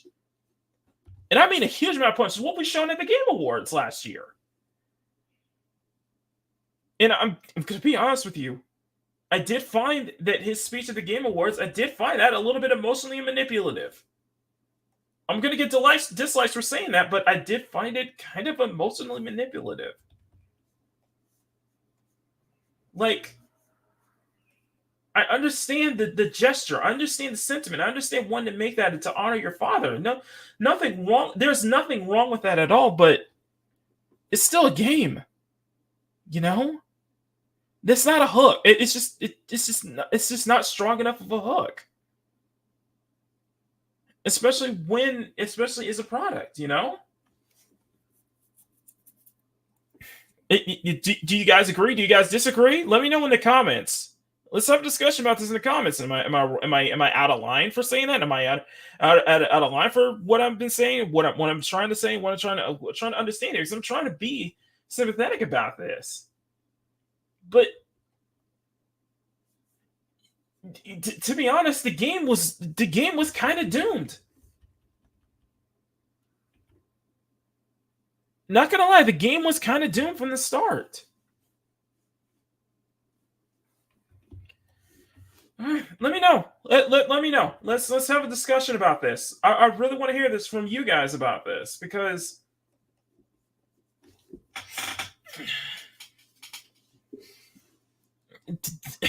I don't know what to say. So let me go. Let's go to the comments. Let's go to the comments. I'm probably gonna get some shit for this. I'm gonna shit for this anyway, but looks like a GameCube title. Get the graphics of Strange Fold. I need a Vince McMahon. You're fired. General Mal got a game. No disrespect to the game, it wasn't feeling the art style. I believe like that. Hey Grim. At Slugart, to grant the benefit of doubt, it was a small game, but the expectation of marketing was unclear. Though I wonder if they also just had nothing creatively in the tank to follow up with. That might be the case. But like I said, I just do think that his involvement with SBI and such like that did hurt it in a way, especially with SBI being very polarizing right now. African, Power agrees with me. African mythology has so much potential. Clarence and Sean are just not going to speak on that about that though. This is a Bootsy picture in the digital art tab on Discord. But yeah, I'm sorry to hear that. All the best, but I do think that this and whatever your potential follow up with the game, I don't The speech was supposed to emotionally pull at you, whether it was manipulated or something. Honestly, it doesn't matter. The intent was there. The intent was there. I agree. The intent was there. It's just, I may be cold about that, but it's just this is that doesn't hook me, you know? That just didn't hook me personally. Especially when you have so much of a media, when you have so much of this media backing behind it, and yet nobody brings it up. And yet after the game is released and the sales and such, nobody brings it up, though. You don't hear media bringing it up, though. Aside from just, you know, it's a tricky situation. And it is unfortunate because, you know, I don't want to see it because there's clearly an interesting there. You have something very interesting just on the idea of going into African mythology alone. And I want to see more of that. I think we all want to see more of that. Me personally, in my opinion. So it is what it is. Anyway, I do. We're gonna take a quick palate cleanser, and I think a worthy palate cleanser, in my humble opinion. This trailer drop for those who are big fans of Black Myth Wukong. This was showed off during the Xbox Game Studio. This was shown off during Xbox State of Play when we covered it on stream. If you guys missed that, I do have a full show. It is still up on the channel. Definitely check that out if you had a chance to. But this was one of the more interesting ones, and that I thought was like, okay, so this is another Black Myth Wukong, but there are like hints of Stellar Blade into it. There's like very interesting aspects of it, but they dropped a new trailer, and I'm actually really looking forward to this. But this is the trailer for Wu Chang, which we joked it as Wu-Tang Fallen Feathers. And it's getting a lot of positive support, too. So check this out, guys. The Ming Dynasty is dead. Although I swore to protect it, I failed. Now I walk the path of blood until my mission is fulfilled. I will not rest until all traitors are silenced and our stolen kingdom returns. Who dares to question my will, standing in the way of my redemption?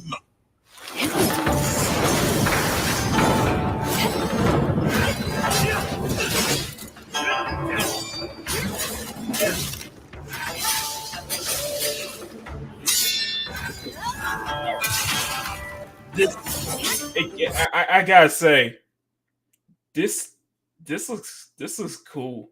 This definitely looks awesome. I think we're gonna see like another like people are like there's still argument if Black Myth Wukong is a Souls-like, right? Like, but I think we need to start having like a Wukong-like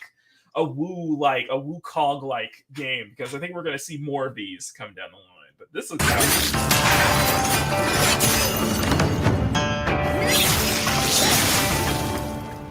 get a little bit of Sekiro vibe.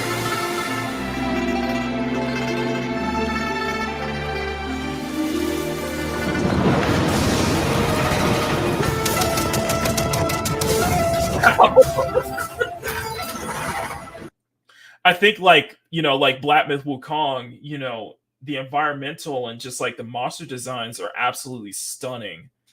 Do we have, hold on a second. I can't do this 30 thing. Let me see if I can find another trailer of this, maybe in like 4K or something, because this looks stunning. And there's a full gameplay demo too, but let me see if I can find one in like 4K. Let's see if there's like a here we go.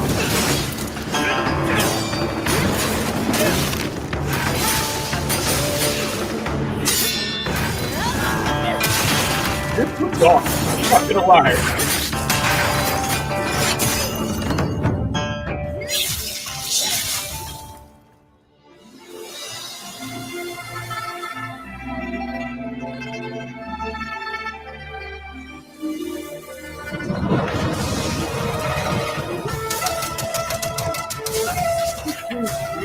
I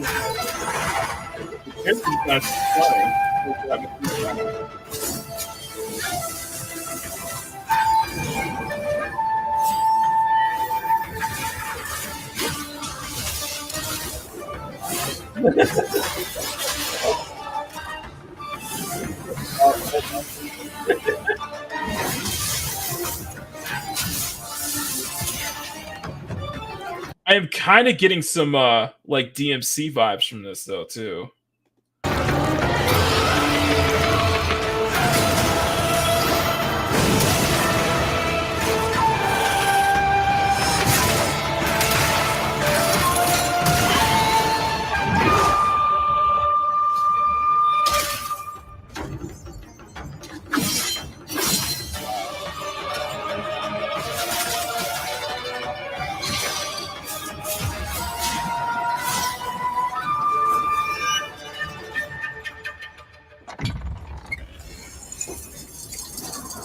My emperor will not fall in vain. You are just another lost soul, trying to oppose fate. And fate is mine to command.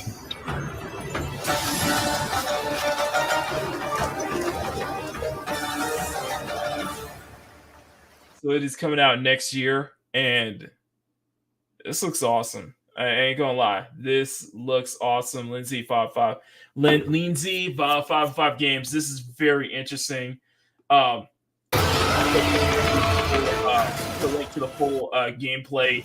There's a full gameplay demo here as well. So this definitely, I think this and Black Myth Wukong are going to be setting up a new genre. I think we're going to see more of the games like this down the line, but it is coming out next year. I'm definitely looking forward to this one. I'm getting, like I said, it's giving me.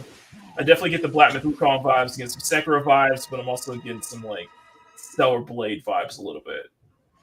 It looks gorgeous. It looks visually gorgeous. Wow. Yeah, for some old school Dark Souls vibes too. The villain sounds interesting. He does sound interesting. So that was interesting. So that was a little. I consider that a little bit of a palate cleanser right there. So, all right, and I have not heard from Mama Bear yet. So I don't know if she might not make it today. I don't think she's going to make it today. I think this is going to be our solo show today, guys. I think it's just going to be the first time I do a solo Makini live. But I gotta say, the Kiki's getting the Nicole cosplay down though. I'm still deciding if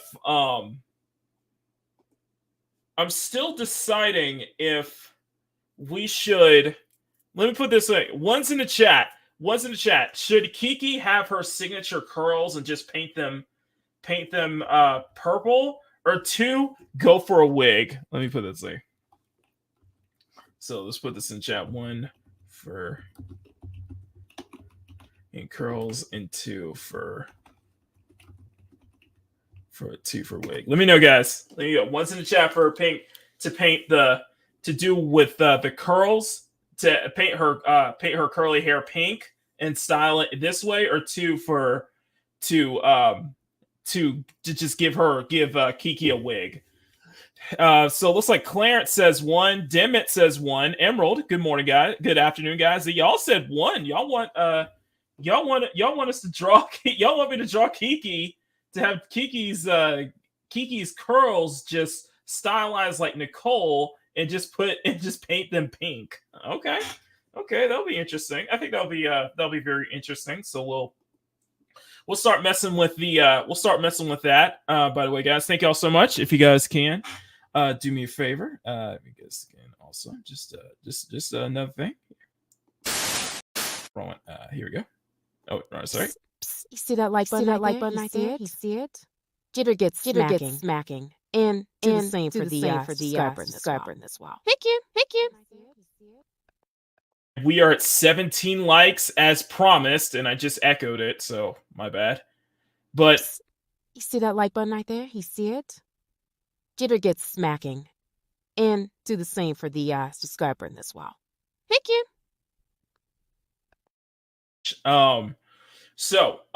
As promised, as we basically you guys decided last week that every time a Makini live show hits 30 likes, I have to play the song. I have to play that theme song, and I actually got some news for you on that theme song as well, and we'll have it later on at the end of the show. So, all right, I got two more topics I want to bring up. This one is we're stepping out of the gaming realm and we're going into the entertainment realm because this one caught my interest. This one piqued my interest and I thought was very interesting to cover. This has been going on for the past this was going on this past week, and I thought this was worth talking about. Now, Wicked. Wicked is something that is, of course, a very famous Broadway play. In fact, where I work at, there are so many posters of Wicked. There's so many advertisers of Wicked because it's come to San Francisco, and so it's doing full shows and like that. And I know Wicked is a very, very popular Broadway play, and there's going to be a film adaptation of the famous Broadway play coming out later this year. However, for all the excitement, there was some hoopla because someone, I assume it was a fan, a very dedicated fan, loved the Broadway play so much they decided that they could, do a version of the poster to stylize it in the Broadway play. So, however, not everyone is very positive about that, though. So, this is coming from Bounding in the Comics, Billy. Wicked star Cynthia Erivo condemns fans for editing film's poster to resemble the Broadway original. None of this is funny. None of this is cute. It degrades me. Okay. All right, let's begin. Wicked, or Wicked Part 1, as it's now known, is one of the most anticipated films of 2024 festive season, as millions of Wizard of Oz fans look forward to visiting the musical's fantastic interpretation of the Emerald City. Two films, second one is scheduled for release in 2025, will focus on the transformation of Elphaba Trope, an innocent green-skinned college girl, into the dreaded Wicked Witch of the West, and her conflict with the snobby Glinda Upland, who is played by Ariana Grande, who ends up becoming Glinda the Good in the famous Wizard of Oz story. Ahead of its premiere in November 2024, in November of this year, so it comes out next month. Ahead of its premiere, let me go ahead and start. I'm looking for a brush right now. I'm just looking for my brushes right now. No, where did I put you? Oh shoot, where did I put you? Oh shoot. Shoot. Where's my main brushes? Oh shoot. Okay. Let me give it. I'm just looking for my brushes here. Was it line art? I think it was line art legendary. Okay. Anyway, ahead of its premiere next month, Universe released the first trailer for its Wicked and its official theatrical poster. Its artwork featuring Elphaba donning her infamous pointed black hat and Glinda whispering her into ear with the cupped hand. While the poster closely recreates one used to promote the original Stephen Schwartz penned musical, many fans were unhappy about the changes made to the image, such as Elphaba's eyes no longer being covered by the brim of her hat, and perhaps most notably, the fact that her enchanting red smirk was now a lipstick-less green. Following its reveal, fan heart quickly hit social media. Viewers moved to correct these disparities. While most of the attempts focused on bringing the film's poster more in line with its inspiration, some noticeably decided to take a darker turn with their efforts. For example, one fan produced an AI video of the poster which showed the two lead actresses fighting, while others took to using their editing skills to mock Erivo's anatomy. Okay, that is very interesting. Late to enter Erivo, who, rather than ignoring these edits or recognizing that for the most part they were made in order to pay homage to the original Wicked musical, instead took massive offense to the fact that fans had altered her image. Oh boy, this is not gonna be good. Okay, you know what? I'm gonna stop here. Hang on, I'm gonna stop here because we gotta listen to this. Taking to the auto-deleting stories feature on our personal Instagram account on October 15th, the actress took first aim at the above poster edit from Wicked Mexico fans and declared that the musical accurate poster was the quote-unquote the wildest and most offensive thing that I have seen, equal that to AI, awful AI of us fighting, equal that to people posting the question, is your pussy green? I'm sorry. I'm sorry. It's your pussy green.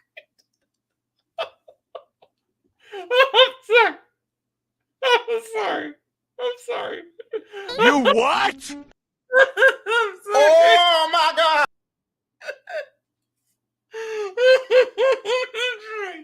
I'm sorry. Furthermore, I'm sorry.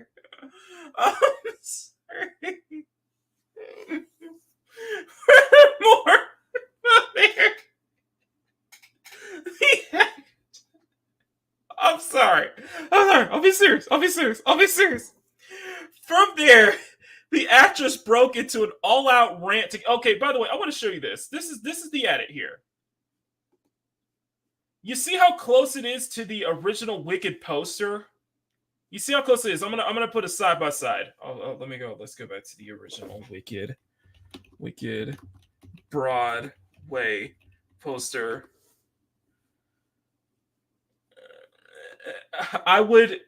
I'd be mad, but then again, she's Makini. Let the progressive fuck up the musical side of it. But it's more to resemble the original poster, though. It is more to resemble the musical poster, so it wasn't done out of like insult. It was just done just because it looks closer to the poster, and I actually like this version too.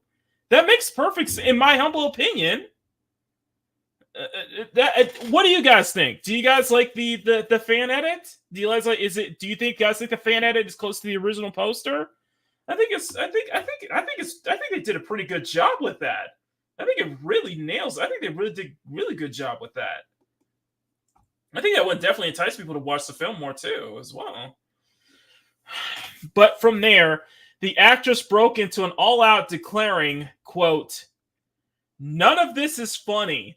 None of this is cute. It degrades me. It degrades us."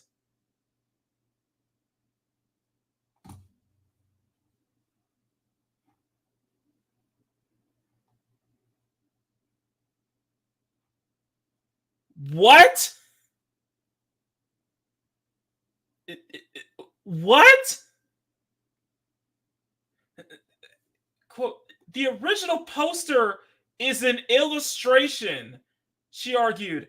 "I am a real-life human being who chose to look right down the barrel of a camera to you, the viewer, because without words we communicate with our eyes. Our poster is homage, not imitation. To edit my face and hide my eyes is to erase me, and that is just deeply hurtful."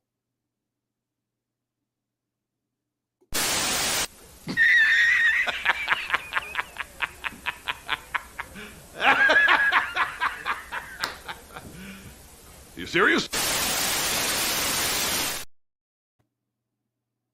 What? To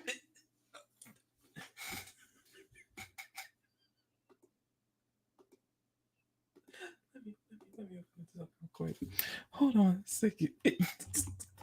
Okay. Okay, we're gonna bring this here. That is not a flattering image of you, Cynthia. Revo, that is not a flattering image, especially with that.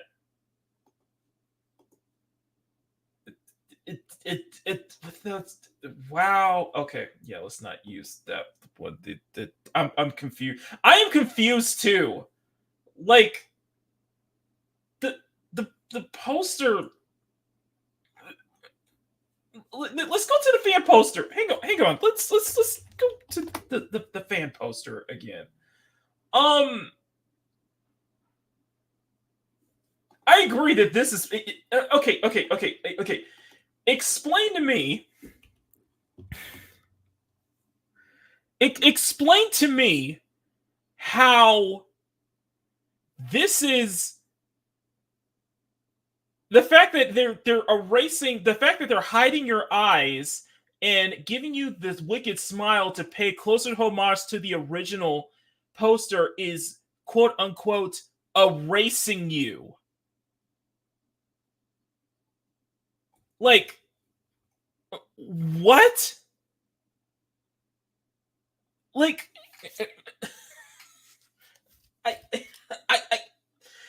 how is it deeply hurtful? If this is not prima donna behavior, if this is not Hollywood like elitist mentality behavior, I don't know what is. Like, are you mean to tell me that a fan edit of an homage that is paying closer to the homage of the original Broadway play is emotional damage? How?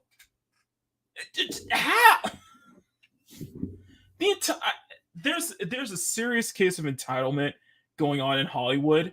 That like the serious elitism and entitlement, like thinking that the actresses, you're as Gary would point, you're an adult pretender, Cynthia. You're an adult pretender, okay? So just get off your high horse a bit, okay?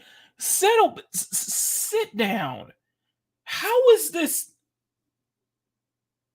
Like, however, rather than receiving a one-sided outpouring of support, Arrivo instead found her post met by not just by her supporters, but numerous Wicked fans who believe that she may have been overreacting to the edit. She was overreacting, which they correctly noted were being made not out of malice, but again out of desire to see the live-action poster conform to the original Broadway one. I don't see the harm. The one quote, I don't see the harm in this. It's just a simple edit to show how much it would be if it was identical to the original.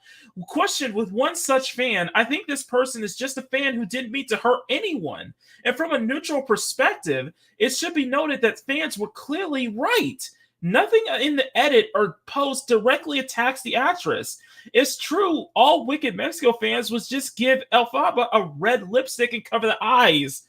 It's just a simple edit to go for the original look. Not out of malice, just because they're huge fans of the original Broadway play, and they wanted to see what it would look like if it was much more closer homage. And to be fair, that is a almost exact homage to it. I just don't understand. Of course, is seen in conclusion of her above post, Arrivo doesn't think so. Instead, had chosen to foment an absolute controversy. She would close to attack her fans by sharing the film's poster. Let me put this right here. Remind you to cleanse your palate.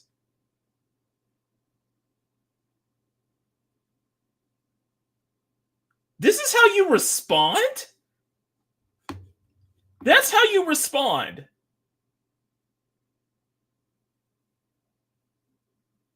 That is how you respond. Like, really? This kind of attitude? Are you serious?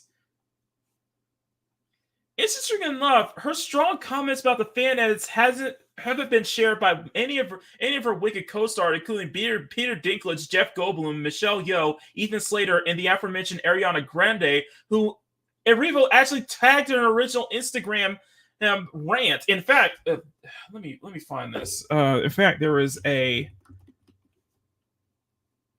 Oh, they pulled this crap. I got something special for you because John Campea went on a huge John Campea even was like, yeah, this is wrong, but Campea completely missed the point of how it's very much related to what was going on over the years regarding Disney Star Wars and such like that. It's like you are completely tone deaf at how this is not, and Midnight's Edge made a great video about that. Like, Campea's rant completely just misses, like, hey, Disney Star Wars the fans of Star Wars are facing that right now, especially with what Disney's been treated. You can't tell me that there's some parallels to that.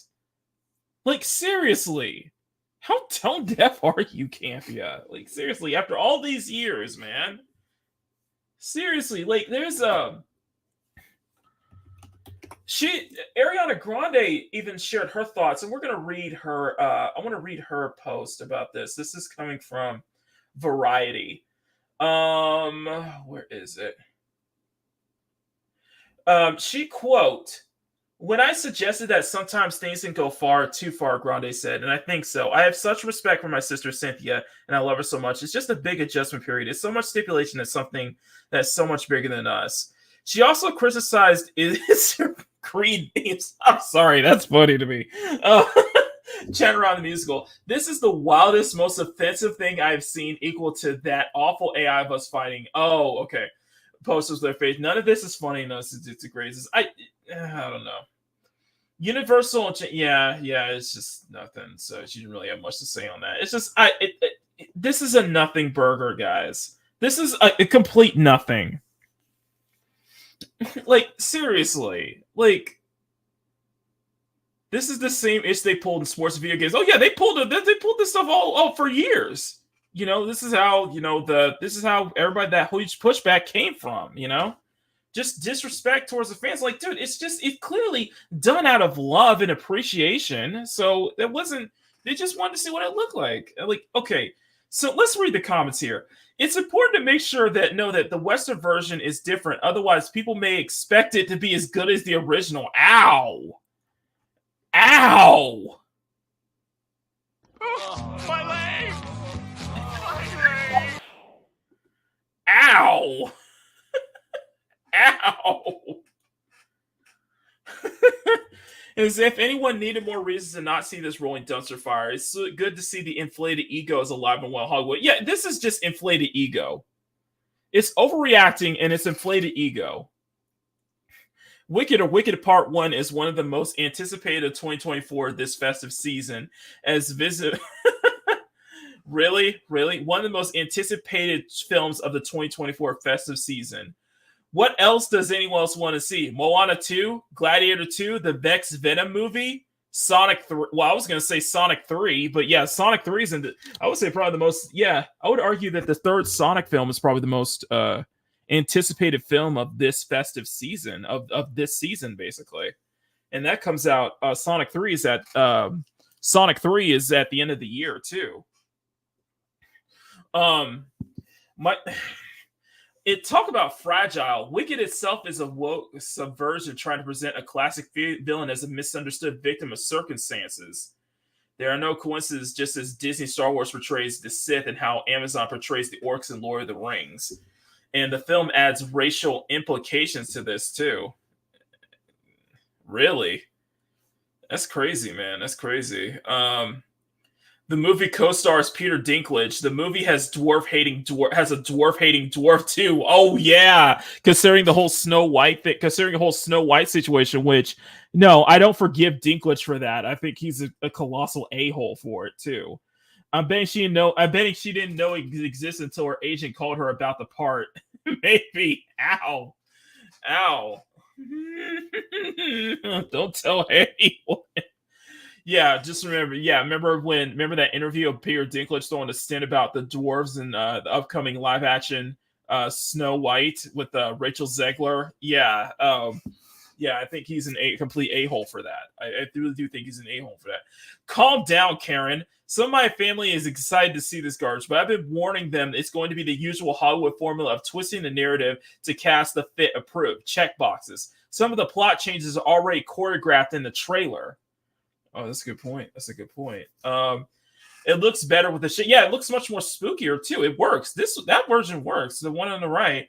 This is one of those pop culture controversies where I have no dog in the fight. Don't care for the musical or most musicals or the Wizard of Oz property. The fans are obsessing over nothing. A movie. These fans are obsessing over nothing over a movie poster. Yet the star herself is pointlessly offended over something that fans did for fun and not offensive. We still see her lower face features that are distinct to her, and it still wasn't in the studio, and it wasn't the studio doing this. Everyone involved is taking this too seriously and dumb over the Wizard of Audrey Mansion. You know what? That is a Don DeMarco. That's a Don DeMarco right there. Yeah, this is a nothing burger, but like the actress clearly just blew this out of proportion. Like, come on now.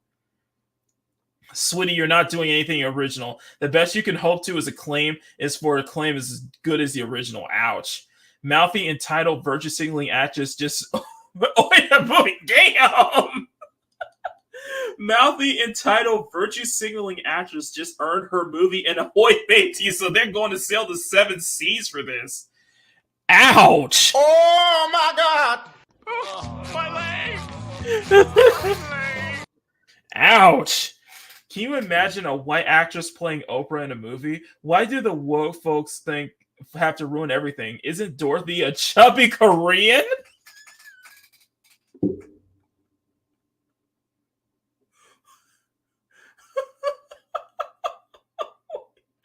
is that true? Is that true? I have to look this up. Is that true?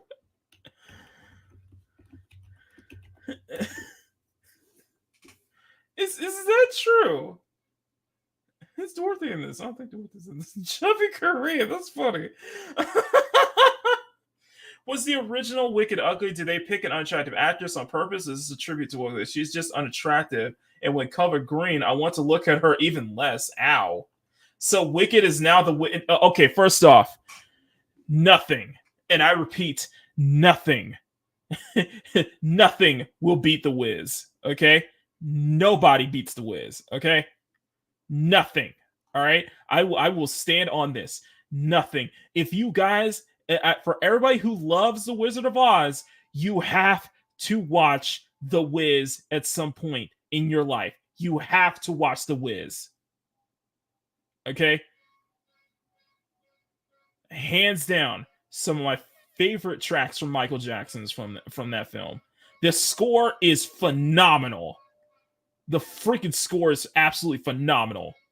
So I implore everyone in this chat, you have to watch The Wiz at least once in your life. You have to watch The Wiz. It is fantastic. Loved it. Absolutely loved it. All right. Here. If only Mama Bear was here. I'm just like, where's Mama Bear? I'm like, dang it.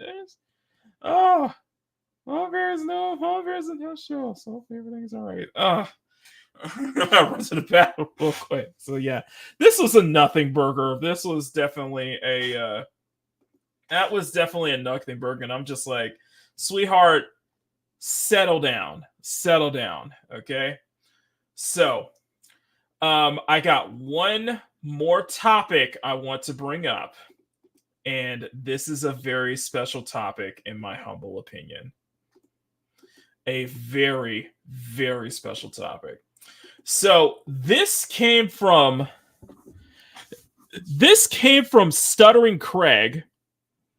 The movie sales is going to be a nothing. Yeah, the movie sales are going to be a nothing burger. I agree with Wicked. I don't expect a strong box office for Wicked, but you know, it's supposed to be the most anticipated film of the fall movie season. So we'll see how that turns out, especially the end of the year season as well. But I think more people are going to be looking forward to Sonic 3 and the upcoming Venom film than Wicked and such like that. So, but I got one more, and this is gonna be, we're gonna end this show on a high note. We're gonna end this show on a funny note. Stuttering Craig, if you guys follow the Side Scrollers, if you guys are not subscribed to the Side Scrollers podcast, please do so. But I think it was on Thursday. I should have brought this up. I don't know if I want to talk about Rama. I'm not going to talk about Rama 1.5. I'm probably going to save that for next week. I would love to have Dante on for a talk about that one, but no. Stuttering Craig over at the Side Scrollers podcast posted a video yesterday that reminded me. Posted a video. I think it was on Thursday. I can't remember, but oh no, Atreus is playing Side Scroll. Oh my god, Atreus is playing Unknown 9 Awakening. My leg!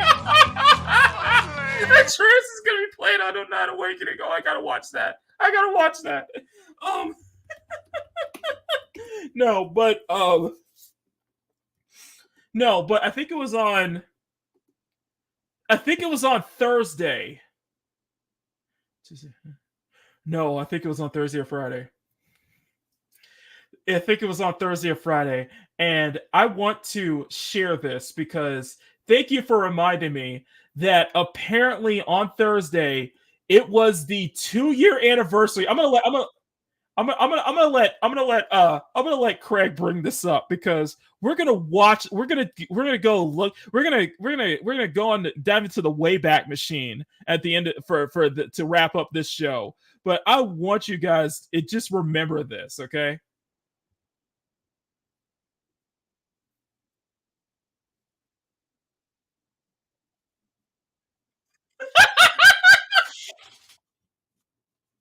We're gonna watch this.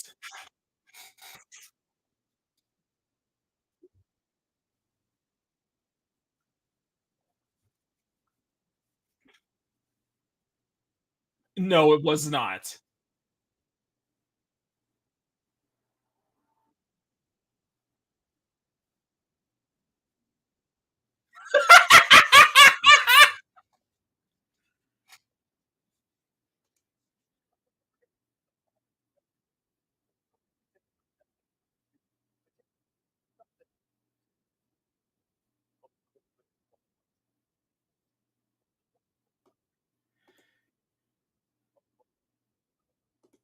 Yes, I do.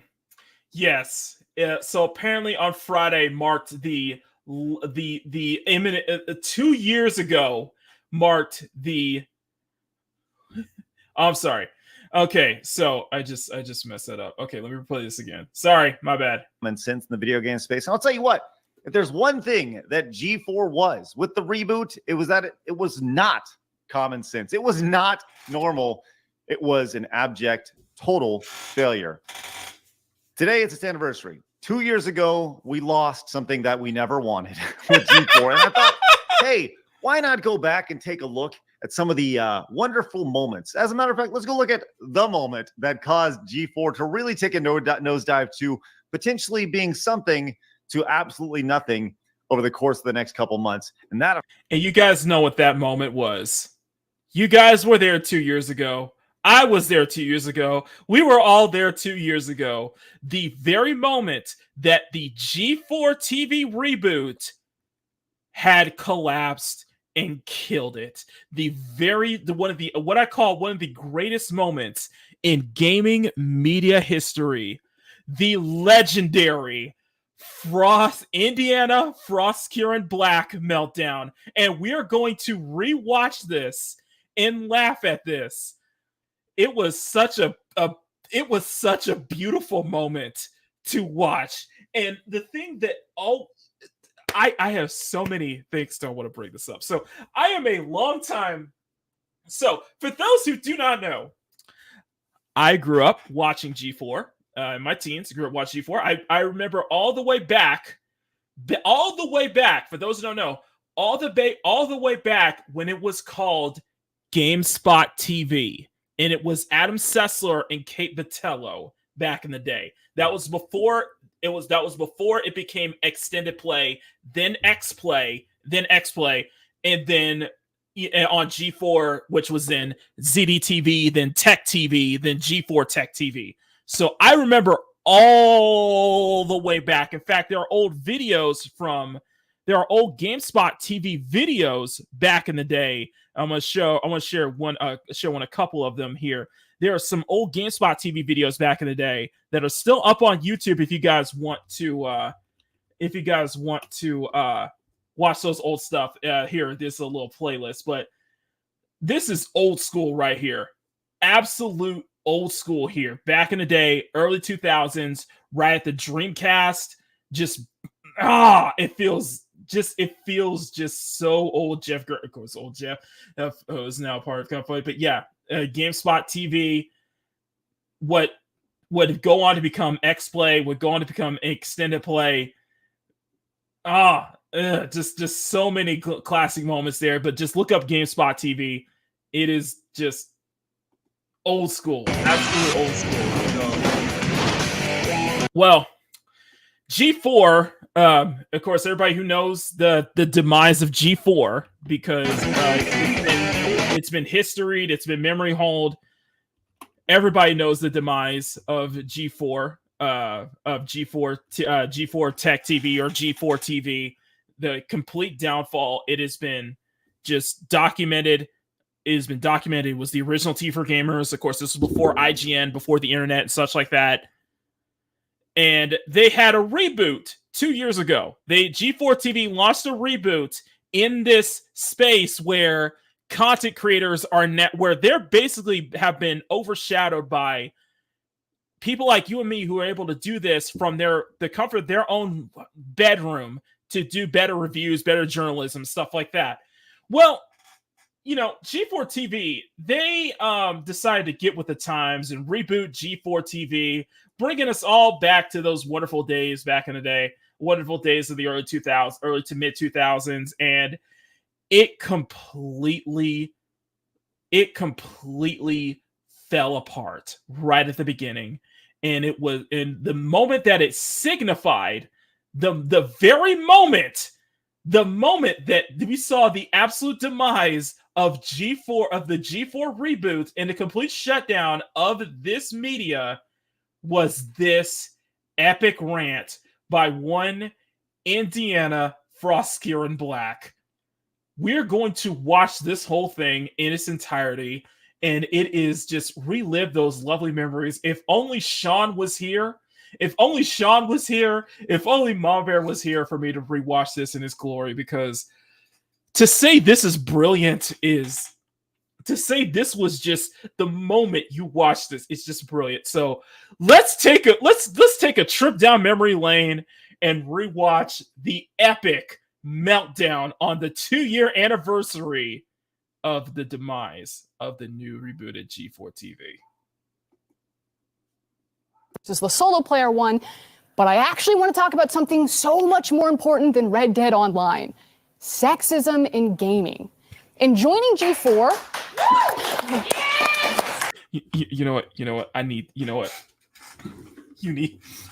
We need to watch this. This is gonna be a live reaction, y'all. I need to show my face for this, because this is. Oh, I am looking forward to this. I am looking forward to this, y'all. Hang on, let me get my cap, because we got. I want you to meet the players here, by the way. We got Frostkieran. We have Black.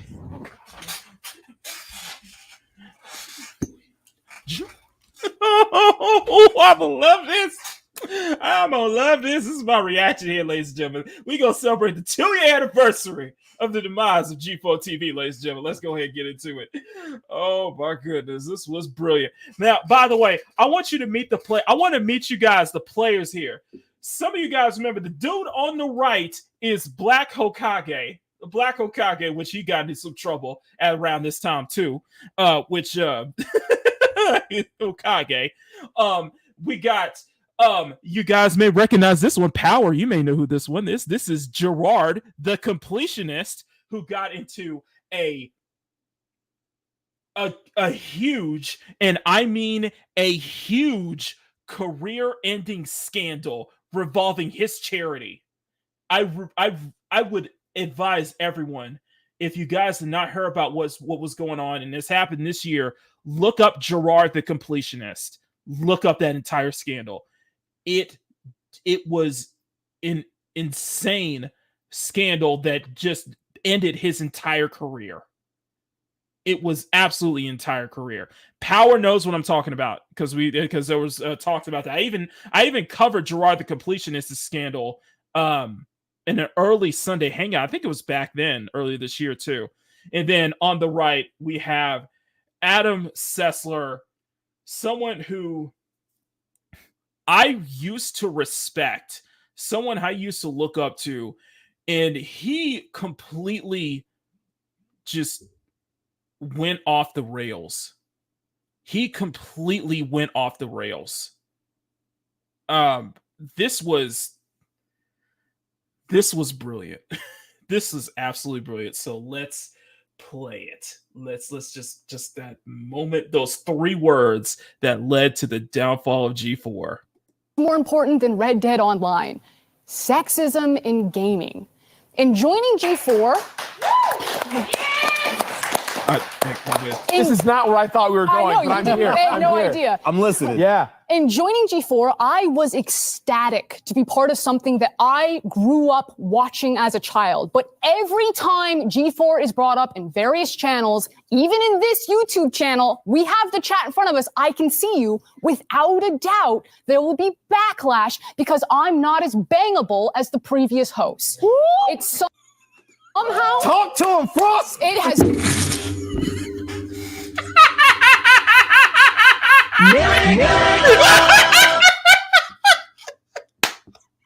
Oh, there's so much to dissect here. Listen. Okay. You cannot lie. With G4 back in the day. Okay. G4 back in the day. G4 back in the day. Frost, first off, you had some shoes to fill because you're the person you were trying to basically follow up was Morgan Webb, okay? People who did not grow up people who grew up watching G4, people who grew up watching X-Play, there was not a single person you could tell me who did not have a crush on Morgan Webb. Tell me. You look me in the eye and tell me you did not have a crush on Morgan Webb back in the day. Tell me you did. Not just her, but of course, Olivia Munn from Attack of the Show. Okay? You come on, y'all. Come on, y'all. You cannot tell me that was part of the reason why you were watching X-Play and Attack of the Show back in the day. There was a lot of reasons, but clearly it was a Meltdown. It was meant for gamers. It was meant for boys. The whole G4 Tech TV, that was back in early 2000s. It was very male dominated. It was all that old things. There was a lot of, I agree, Clarence, there was a lot of gaslighting back in the day. A lot of gaslighting going on with this rant. But I just wanted to bring this up, okay? Those are some big shoes to fill. And when you're a property as legendary as G4, back in then, that's some big shoes to fill. That's all I'm saying. So, and freaking Black Hokage with the talk to him, Frost, Mike, are you serious? I gotta play that one more time. For real. Oh my god, let's go. Somehow been expected that you can talk about how much you jerked off to women as a compliment. It's not a compliment. It's weird.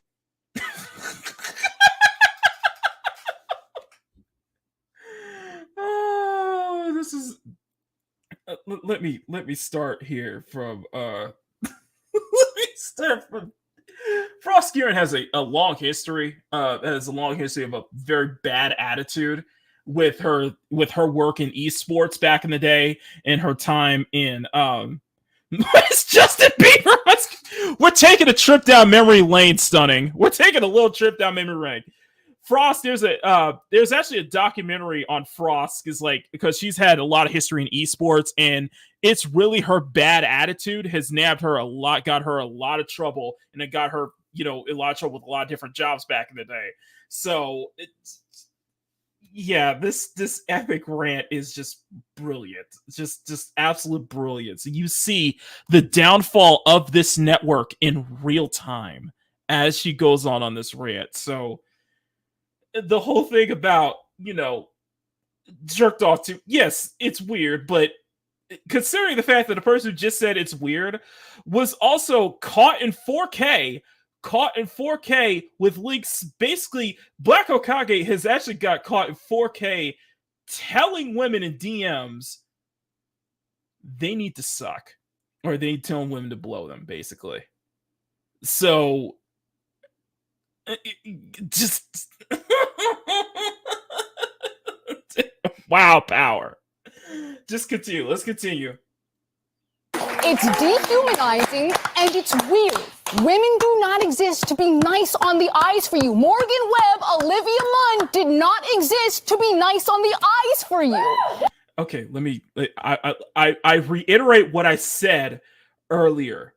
Those were the biggest. You cannot deny the reality that Olivia Munn and Morgan Webb were the biggest draws of Attack of the Show in X Play back in the day. You cannot deny that. Okay, you simply cannot. And they're all chicks. And the best part, she cooking y'all. Yeah. No, shut the hell up.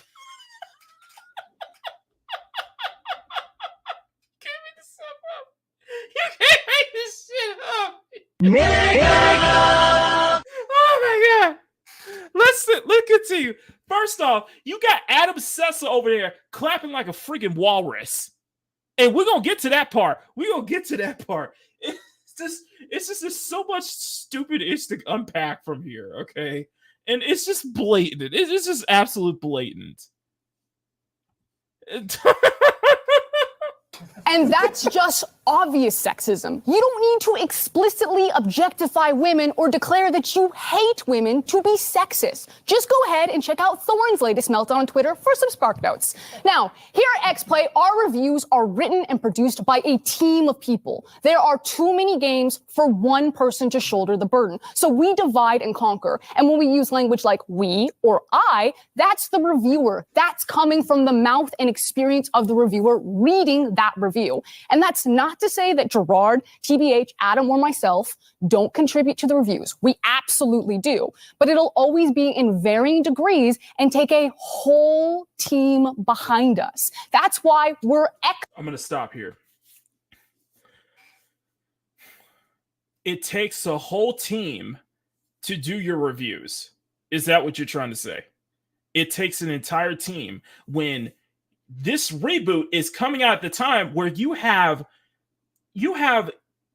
creators, people who are able to do these reviews in their bedroom, do these reviews in their living room, do the reviews in their own home with a crappy ass camera and able to do better reviews. You don't need an entire team to review Red Dead Online or something. Look at guys like Legacy Killer and such like that. You don't need a large team like IGN to produce a quality video game review. A lot of this reboot came out at such a bad time where nobody's looking at G4. Nobody's looking to G4 as like the main strive for big reviews. User reviews are really strong now because anyone can pick up a camera, pick up a mic, and just say the reviews and have more honest reviews because they played through the full game and such like that. There's a situation that Vera Dark got in some hot water because, she pointed out that like, hey, a lot of the journalists that are dropping these reviews right now, y'all need to be like reviewing the entire game instead of just like reviewing a whole portion. And that got she got her a lot of heat for that. And I think she was right. Like a lot of these guys who they don't have the production. I don't have the production like what we saw with G4 and such like that. Not a lot of people don't have the production. Like Sean, like Emerald, like a lot of these people, they could just do a simple review. They could just turn on the camera, turn the mic on, hit record, and just provide their reviews thoughts of a certain game, whatever game they're playing.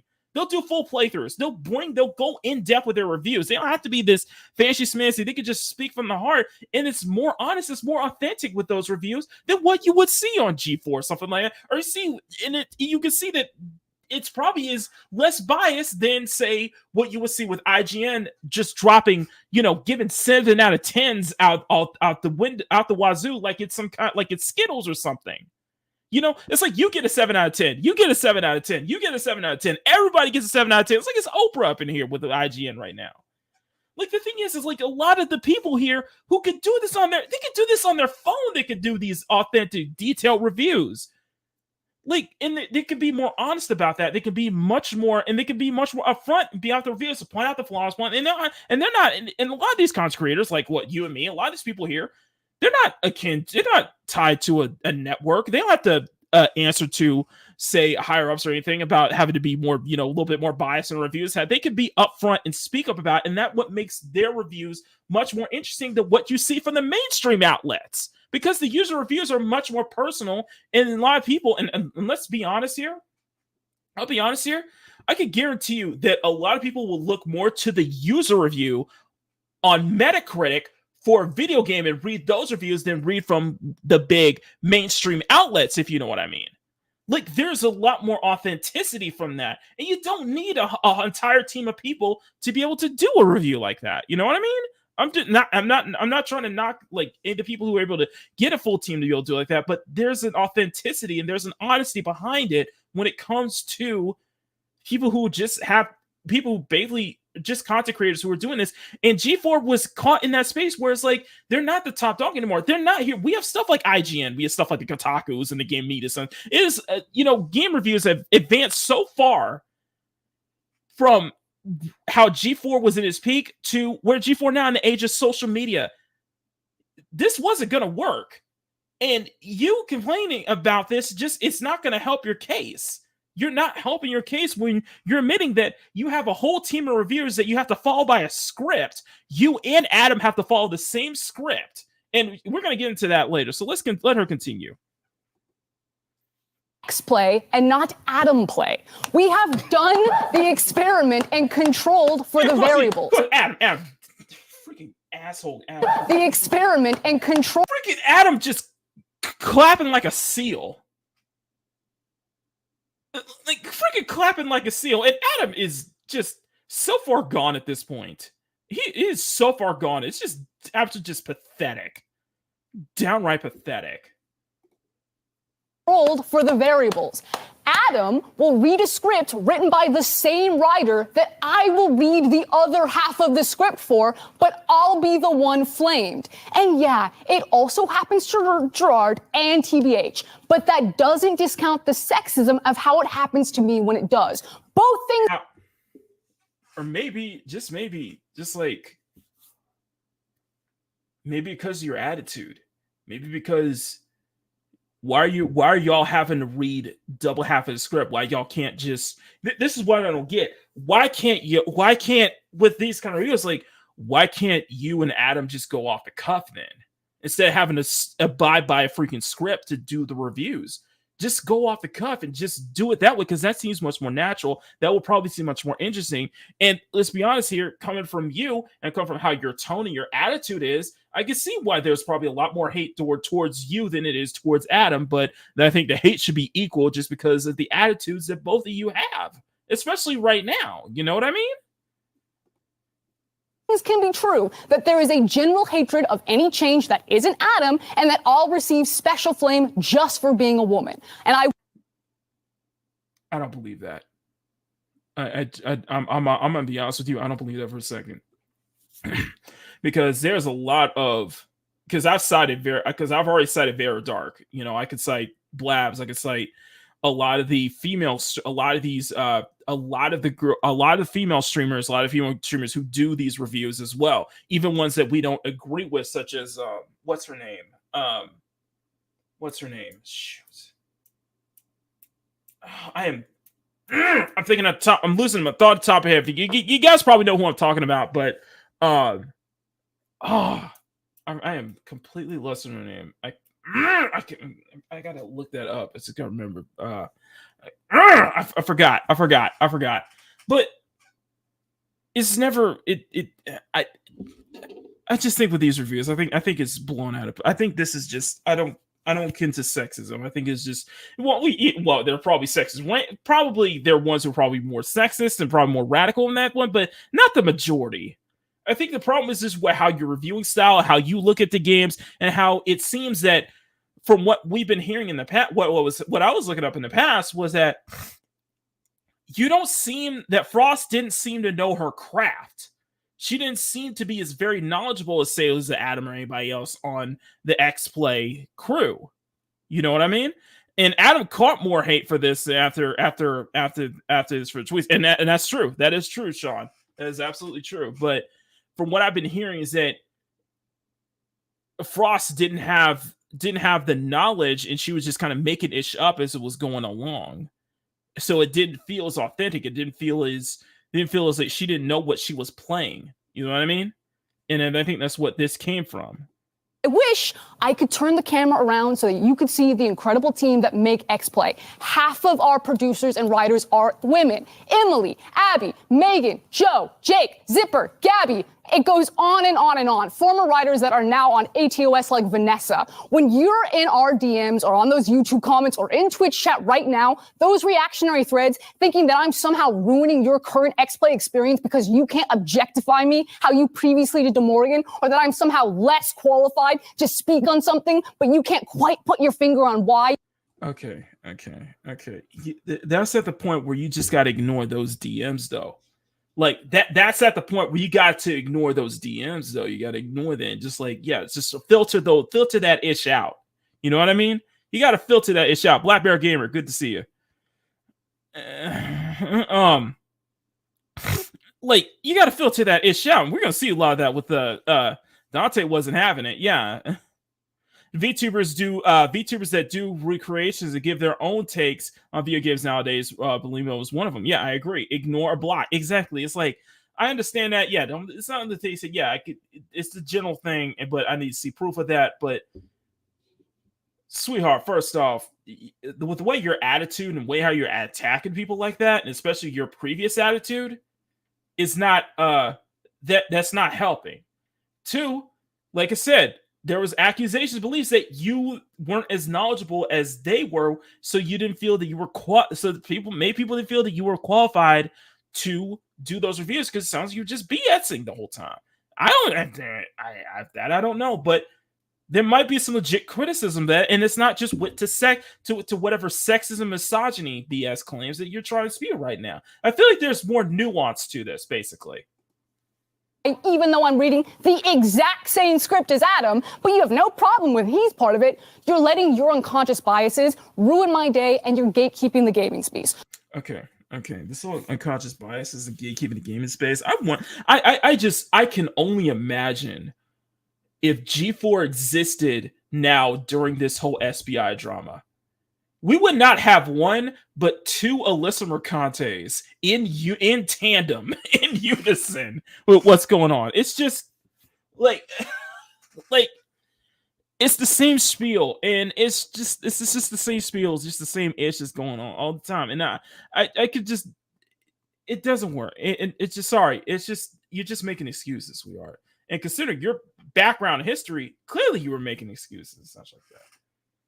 So maybe for 2022, we be a bit nicer, a bit more self-reflective, and we enjoy the fact that people are working hard to make free content for you. And guess what? Everybody's working hard to make free content. Even with people who even with content creators who don't even have the budget that you guys have are working hard to make free content, and they're doing a better job. Just saying. You don't like it, don't watch it. Peace. And that was the moment that was the moment that destroyed G4. If you don't like it, don't watch it. Because what happened? Everybody took her advice and did not watch it.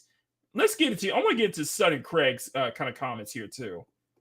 To the guy, the writer, it's that you hate beards, beard hater. That doesn't discount the sexism of how it happens to me when it does. Both things can be true, that there is a general hatred of any change that isn't Adam, and that all receive. I love Craig. I love that look at Craig's face right now. Or hear me out. She's just not very fun to watch. That's the case. You're probably just not very fun to watch. Like, if you guys are subscribed to Side Scrollers, please do so. Starting Craig, of course, starting Craig. All the way. If you guys remember Screw Attack, if you guys remember growing up watching Screw Attack as well back in the day, that's all. Just. And I wish I could turn the camera around so that you could see the incredible team that make X-Play. Here it comes. Half of our producers and writers Name are them off, women. bro. Emily, Abby, Megan, Joe, Britt, Zipper, Gabby. It goes on and on and on. Former writers that are now on ATOS like Vanessa. When you're in ATOS is Attack of the Show, which that bombed hard after it was found out that what the backroom stuff that Kevin Pereira was doing leading up to Attack of the Show's relaunch. Our DMs or on those YouTube comments or in Twitch chat right now, those reactionary threads thinking that I'm somehow ruining your current X-Play experience because you can't objectify me how you previously did to Morgan, or that I'm somehow less qualified to speak on something, but you can't quite put your finger on. Oh, by the way, I think I have everybody on X-Play. I think it was Morgan who got after G4 shut down and stuff like that. Like Morgan, if I'm correct, Morgan Webb is doing really well right now, and I think it's also, of course, Olivia Munn's gotten more into the entertainment side of more into the entertainment side in Hollywood as well. So Why, even though I'm reading the exact same script as Adam. Do you think in retrospect she regrets that outfit and that hairstyle and that nose ring for that day? Yeah. I mean, clearly she knew what she was getting into. Yeah, she does. Do you think she regrets that look? But you have no problem with he's part of it. You're letting your unconscious biases ruin my day. It ruined my day. And for the record, everybody hated Adam Sessler. Everybody did. Everybody did. Because he was throwing it. I remember back when Main Event TV, Event Status, Main Event TV was talking about, and this was back during GG in like 2014, 2015, such. Adam Sessler was running his mouth and such like that about, going after, Republicans and such like that. And he's been like, Adam has been unhinged for a very, very long time. And one thing that I thought was interesting was after G4 shut down and such like that, I found out that I was blocked. I was part of a blocking spree by Adam Sessler on Twitter. And I'm like, dude, you have this horrible... And it was clear that Adam not only hated X-Play, he hated gamers. He hated the media in general, and he was so smug and just up his own ass about it. And I'm like, dude, a lot of people looked up to you, man. A lot of people liked what you did. A lot of people wanted to get into gaming because of growing up and watching, you and Morgan Webb every single day, And so to show that you had a deep-seated hatred for what you were doing, and clearly you did it just out of a paycheck. And if we can go back to the moment that I do want to go to a specific moment that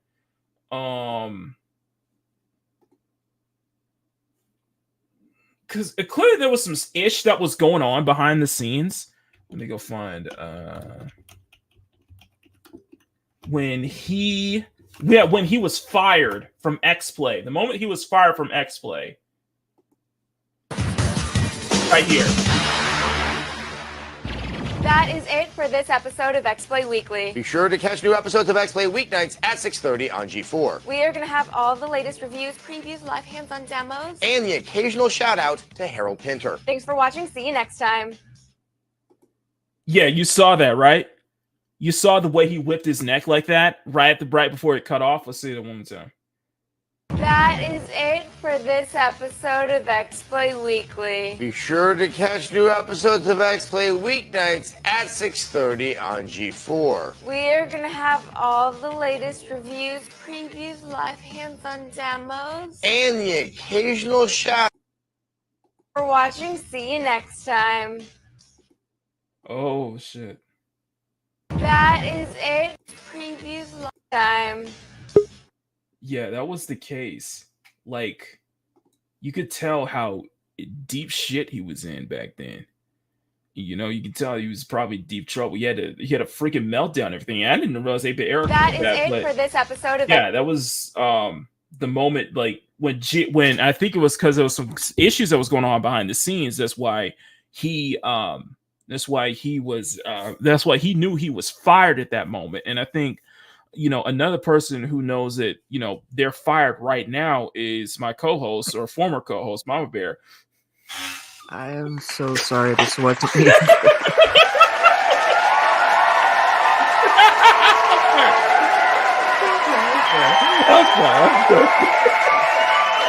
I'm joking, y'all. I'm joking. That was my segue. That was a horrible segue. What's up? There you go. Mama Bear's here. I am so sorry. This wasn't me avoiding talking about Sweet Baby Inc. I've been burning the candle at both ends trying to work on this apartment. Oh, that's why. And okay. Well, you can that's more important. you can probably hear that you're also, under the weather. Yeah. It's okay, So I stopped for like 5 minutes and then I woke up and I'm like, shit. No. So what we're going through a trip down memory lane, basically. If we go back, do you remember back in 2022 with that infamous Frost meltdown on G4? Yeah, we're revisiting that because apparently last Thursday was the 2-year anniversary of that rant. That was fun. That was a lot of fun. And I remember us covering it a couple of times too. Like Titch was shall be named Frost Day. But no, we were going through that, and I'm watching Stubborn Craig's kind of like breaking down of this too, because we watched. We broke down this entire rant, and it was fun to kind of go back into ripping it to shreds. My God, what? Hey, Shot, tell me I'm wrong. Uh-oh. They Mrs. Freeze.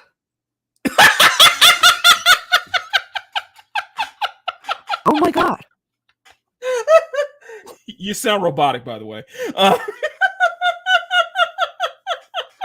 my God. I know, I think about it. I did not think about that. My leg! Let's continue. While Bobby gets his suggested, let's continue. Keeping the gaming space. So maybe for 2022, we'd be a bit nicer, a bit more self-reflective, and we enjoy the fact that people are working hard to make free content for you. If you don't like it, don't watch it. Peace. That was the moment that G4 shut down, that G4 had died. If you don't like it, don't watch it. So let's see how that worked out. Not very well. No, it wasn't. Shut down a year after its launch. Now, I'll tell you this, man. We all saw it coming. We saw it come from a mile away, and it was just a matter of time. But it's always amazing to look back on how this went. Now, I want to key this. You know, Gerard the Completionist has gone through some shit. Yes. Okay. So the four people involved in this. I already brought up Black Hokage, but the guy on the left, that is important. That is Gerard the Completionist. He was in like I brought this up. There is a major scandal that I don't know if Mom Bear remembers me covering earlier this year, but it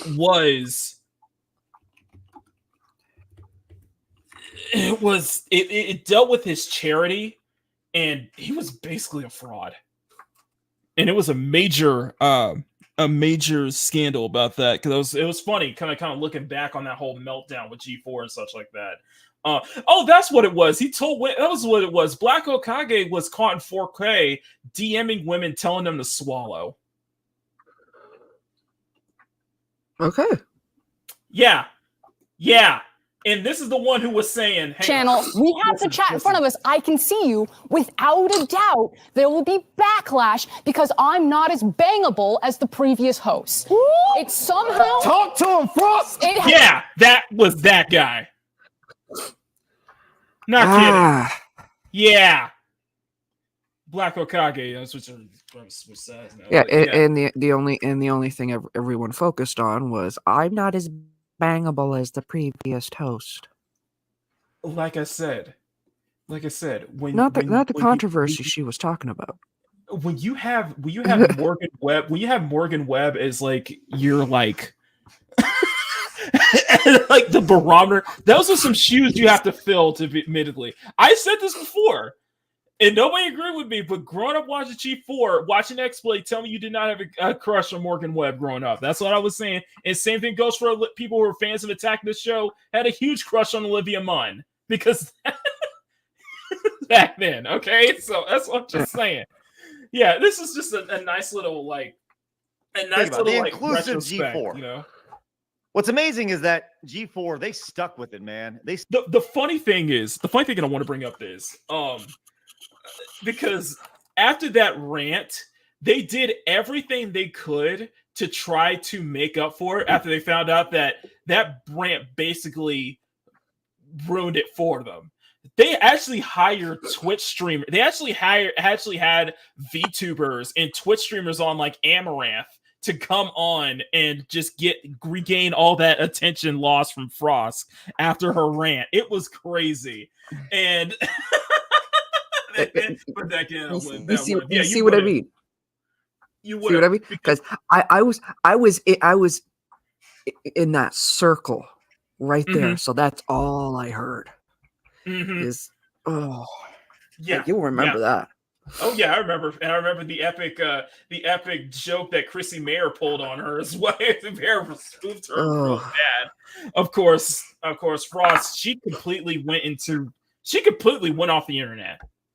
She completely went off the internet. But the fortunate thing is that someone did take her place. And you know who that someone was?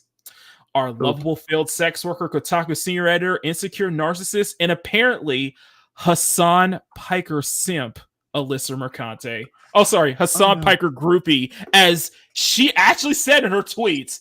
And I cannot believe that Destiny, the person, someone I truly despise, was the one who called her out. I did not put that on my bingo card today. Bingo card this year. Oh my God. So yeah, I wanted to just go through a little trip down memory lane with today's show. So before we get out of here, because you joined right at the very end and we're already at 3 hours, so I'm terribly sorry. I'm sorry.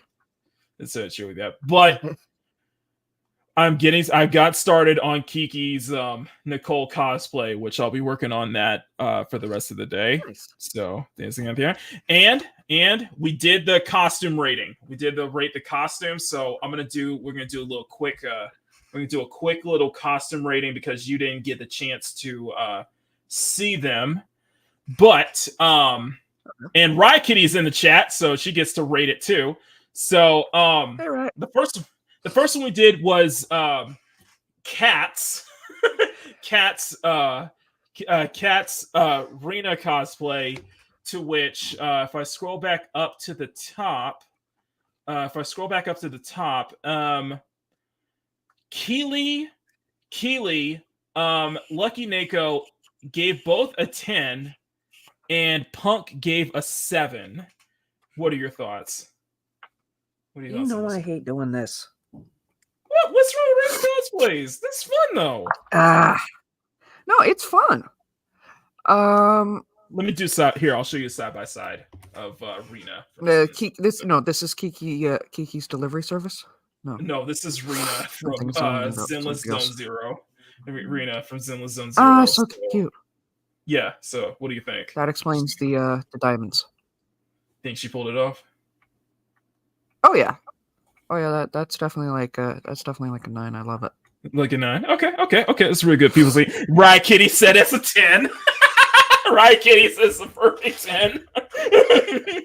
So Riot Kitty loves it. So the second one we did, and this was a work doodle that everybody really liked.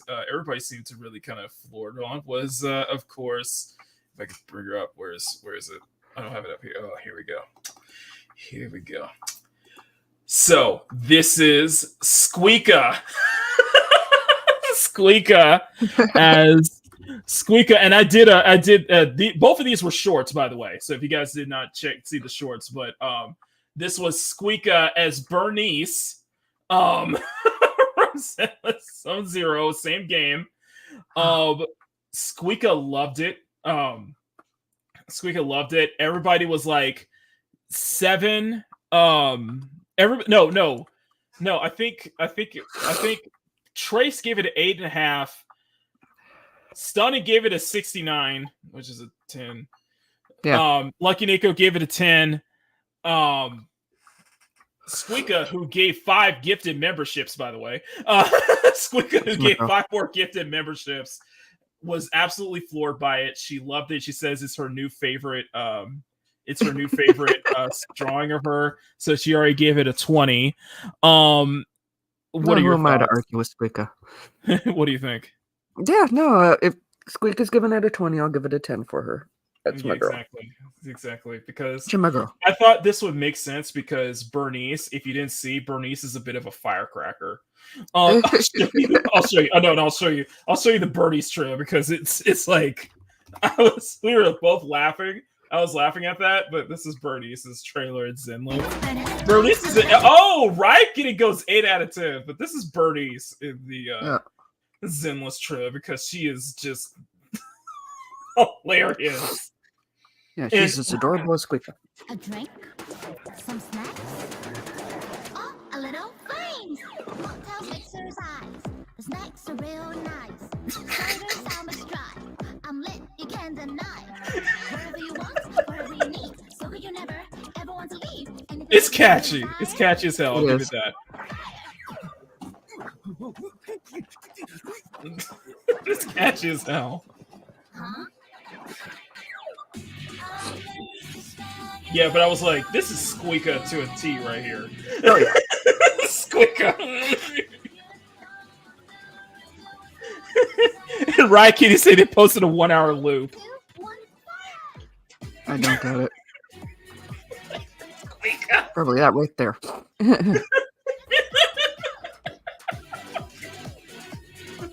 I want to thank Ryan Kitty for sharing this with me too. When I saw that, I was like, "Oh my god, this is Squeaka right here." I was like, "Yeah, this is that is perfect. That's Zenless." So yeah, that's me and Squeaka the day we meet in person. It's stunning. And of course, the third and last one is obviously the main one. I gotta bring the history up. You know exactly which one I'm talking about. Also, we also showed off a new trailer for Wu-Tang Fallen Feathers. I mean Wu-Chang.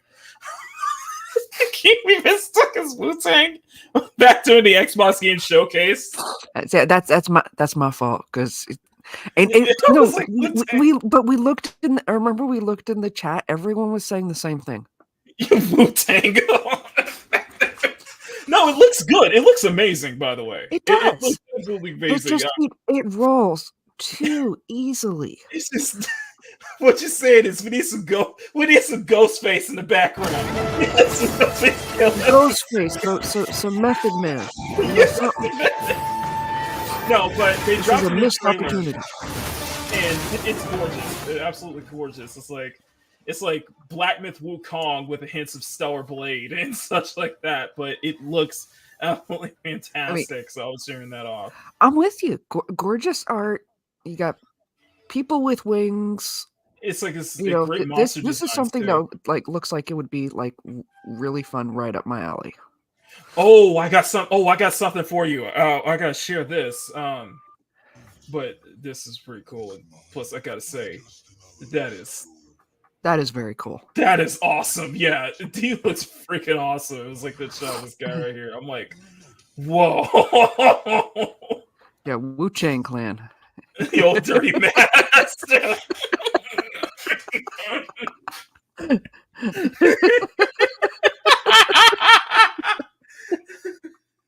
This is why I love our. I know, right? We need to.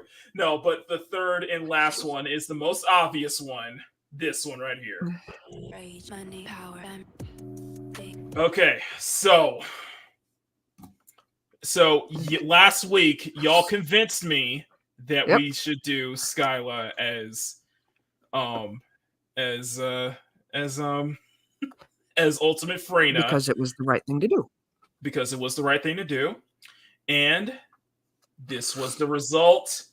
I think the scores were. I think I gave it an 8.5. Me and Trace were pretty much at the same level. We're at 8.5 out of 10. Keely, I think, went for a 10. What was that? What was that? No, I think that I can't go further. But I was went for a 10. Yeah. So what is your score? No, this is one I will. You nailed it. Yeah. You nailed it. I think you giving it an 8 is you being a little hard on yourself. Honestly, this is one of the few times I would actually say 10. You nailed it. You said she would say 10. Yeah. It was like showing like a side of Skyla that we haven't seen, because Skyla is like, she's always been like the background. She's always been very much in the background compared to the rest of the girls. So it feels like it just kind of opened her up more to what showed that she had more hidden underneath that suit. But looking at all of the details, you nailed it. Yeah, and the idea was that she spent basically about a week and she had many people helping her with the fabric and everything. So yeah, I'll probably have to bump this up to a 9 to me. Yeah, I'm just not a huge fan of the man. I wasn't a fan at Mask at first, but now that I have the skin, now that I actually have Ultimate Freyna, and she is fun to play. She is almost OP in a way with her build though, but now that I think about it, I was like, the mask to me really works, honestly. But I would love a version without the mask and just keep that side up, keep that half up, half bun, the hairstyle she's got. But yeah, this one, I'm gonna have to bump this up to a 9 now that you think about it. Just because on execution alone, how this turned out, and I think this is gonna turn out really good as a sticker. I think this is going to really work as a sticker as well. So, and those stickers are coming next weekend. So we did cover that. We covered the SBI kind of like failures as was going on with Tales of Zero shutting down their studio, plus the failure of Unknown 9 Awakening, which we watched the ending, which was absolute travesty. We had a topic that I thought you would be interested in, was the Cynthia L, whatever her name is, her meltdown over a fan remade poster of Wicked. Yes. So just rewind it. We rewind it. We did a whole segment on that, and I basically told everyone. I basically told everyone if you have not seen The Wiz, you need to watch it once in your life. Wicked. No. I said The Wiz. Okay. Yes, because The Wiz is phenomenal. Because I brought The Wiz. Wiz. The Wiz is phenomenal. I just told people you have to at least watch that once in your life. I'm serious. Just on the score, if not, listen to the score. Listen to that entire musical score. No, it's like, but touching on that one quickly, because as somebody who did actually go see this in theaters, like in like theater, you know, phenomenal play. Wicked. I am excited to see her as Alphaba. Also Ariana Grande as Glinda. I am excited to see this. Full confidence. I think, just lightly touching on this, I think she's reading too much into that fan edit. It's an overreaction. Yeah, it's an overreaction, and it's like, come on now. This was an honest homage, and I bring this up because there are so many Wicked posts. No. Like on my commute, there are so many Wicked posters around every station. It's because Wicked, they're still having their shows in San Francisco. I forgot how long, probably up until the end of the year. So yeah, it is now. Yeah, Broadway stage is now available. I forgot. Well, yeah, there are posters all over. I just saw my bigger concern about even about the fan edit Okay. isn't that they covered up her eyes, because they still left her gorgeous black nose, her lips. They just made her smirking a little and changed the Yeah, lip it's a- color. My bigger concern is that they left Ariana Grande looking naked. That's my bigger concern. That's right. To fully I play didn't homage. catch that. I did not catch that. I didn't realize that. Because it doesn't look like she has her. Yeah, because it doesn't look like It doesn't look like her, she has clothes on. Yeah. I'm like, are you sure this is an homage or a It is clearly an homage. that kind of parody. I don't know. I'm just saying. I would have liked something. But beyond that, no, love it. It still plays homage. Clarence says, I placed the Broadway version with Stephanie Mills as Dorothy in The Will. I placed the Broadway version with Stephanie Mills as Dorothy in The Wiz. They better not screw this up. What do you think? Like, do you feel that do you feel that they're gonna screw this one up? Do you think it's I don't think they will. Okay. I think hold on. Go back. Which one? Go back up. Go back up. This one? Right there. Over. Okay. One over. Oh, here? Oh, that's an art print. That is. Yeah. Honestly, what I would have really loved to have seen. I agree, because that is. Oh wow, I did not realize that. Because they did move her hand up in the fan edit to better mimic. Mm-hmm. Should have put her in more white with that, though. Yeah. Yeah. I did not realize that. Yeah, it's just. Yeah. So that was that, and now that's my real concern about it. But I think she's, like I said, I think she's reading DJ Kid Capri. Okay. Into it. Not I know I used to run around for the longest time with the Legos, like dropping gifts of the Lego song, going everything is racist. Oh, that's right. Yeah, that's right. That's right. There's a Lego parody of that too. No, someone brought Lego. Someone brought this like a Lego's version of that. I was like, I did not know that, but yeah. Oh my god. I have to look that up. But no. One thing we've established that, of course, at 30 likes, I will play that. I will play that freaking song. But we're at 2019. Oh, 19? Yeah, so we need 11 more likes, and I'll play that song. Okay. However, there is one I completely forgot about this. There was another game at Summer Games Fest that that you and me really liked, and they dropped a voice trailer. They dropped a new trailer for it, and I'm gonna read you. This is Claire. It's the full title is called Claire Obscure Expedition 33. This looks like both of our alleys. I thought this was one of the better looking trailers, better looking ones at the showcase. Their memories, like this. their dreams, the game will have their love for each full other. French. We exist. Complete French dub, and I think there might be a Japanese dub for it. Now, there is an English dub though, and let me read. Let me go to. This is coming from Gematsu. It's coming from Gematsu, and if I could find it, this is from earlier this week. Let me find it here, but yeah, it looks good. It looks really good. And I think the best part is that this is turn-based. This is all turn-based. And tell me how...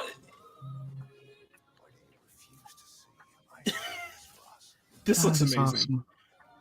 It looks unapologetically French, and I love that. Unapologetically French. Only thing that could make it look like more French is if it gave you like le smack.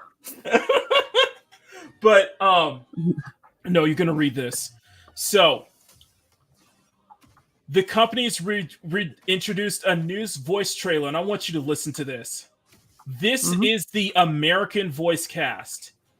Charlie Cox, Daredevil, as Gustav, the main character. Jennifer English of Baldur's Gate 3. Christy Ryder, Sandman and Sifu. Shala Ninks. Yeah, Andy Serkis. Yes, Andy Serkis. Ben Starr. Okay. And Rich Keebley of Good Omens. Yeah, so this is a star-studded cast. But Good yes, cast. the main voice actor main cast is Charlie Cox of Daredevil. Nice. Which is awesome. Freaking awesome. But yeah, it's coming out next year too.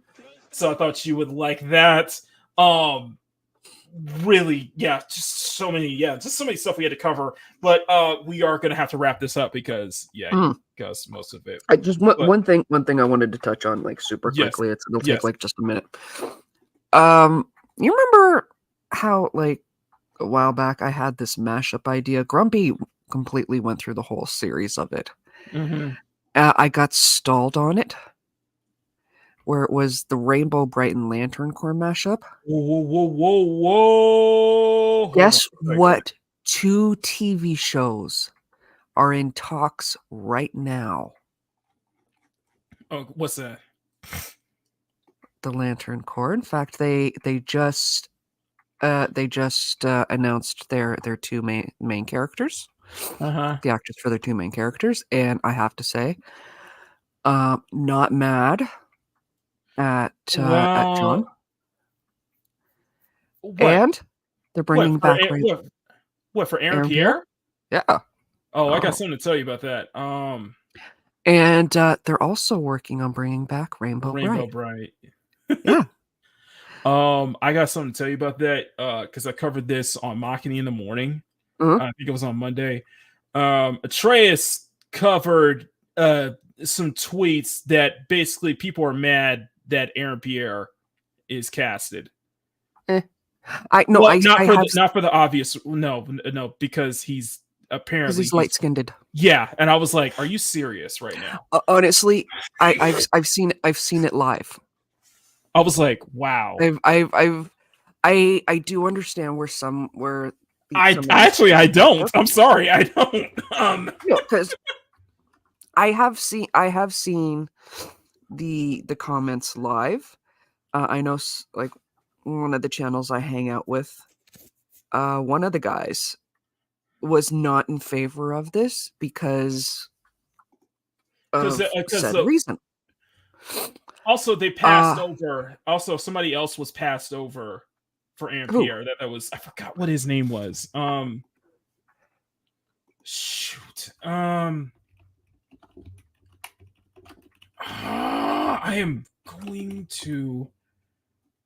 I completely forgot who it was, but some people were not happy with Aaron Pierre taking over the casting when it was somebody else that they were somebody else who felt it was much better to take over. A higher pay actor. Was it Stephen James? I think it was Stephen James. Okay. I remember hearing about. Let me see. If I remember.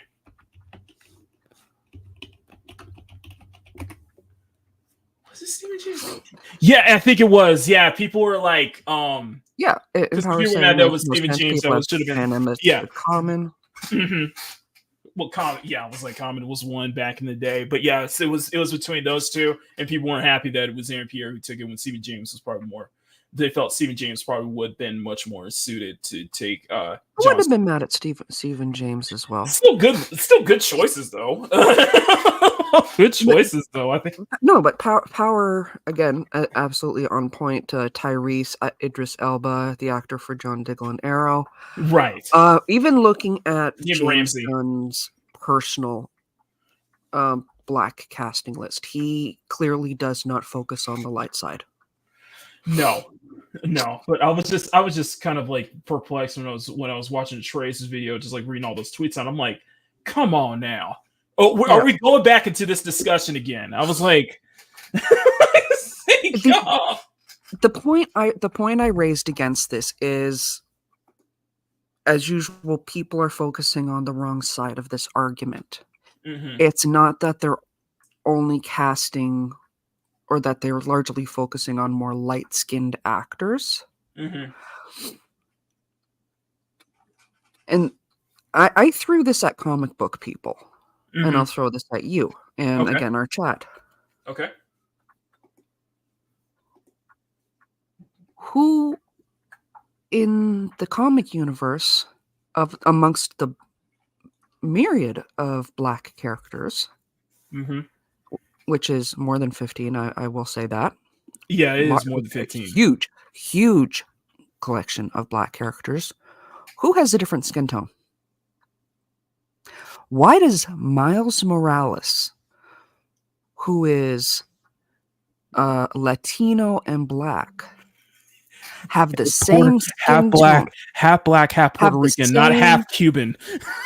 Who has the same skin tone as T'Challa, someone from an African country who has actively hid itself away from the rest of the world? I would. Why do they have the same skin tone? The argument Not needs just- to be put on Marvel, on DC, and all of that for finding a different shade of brown. Right, because if you think about it in the comics and cartoons, it's usually the same shade. Like when we all know that, Oro Monroe, Storm, is a much more darker shade because she's African. Yeah, because she's African. Victor Stone. She is an Victor African Stone. queen.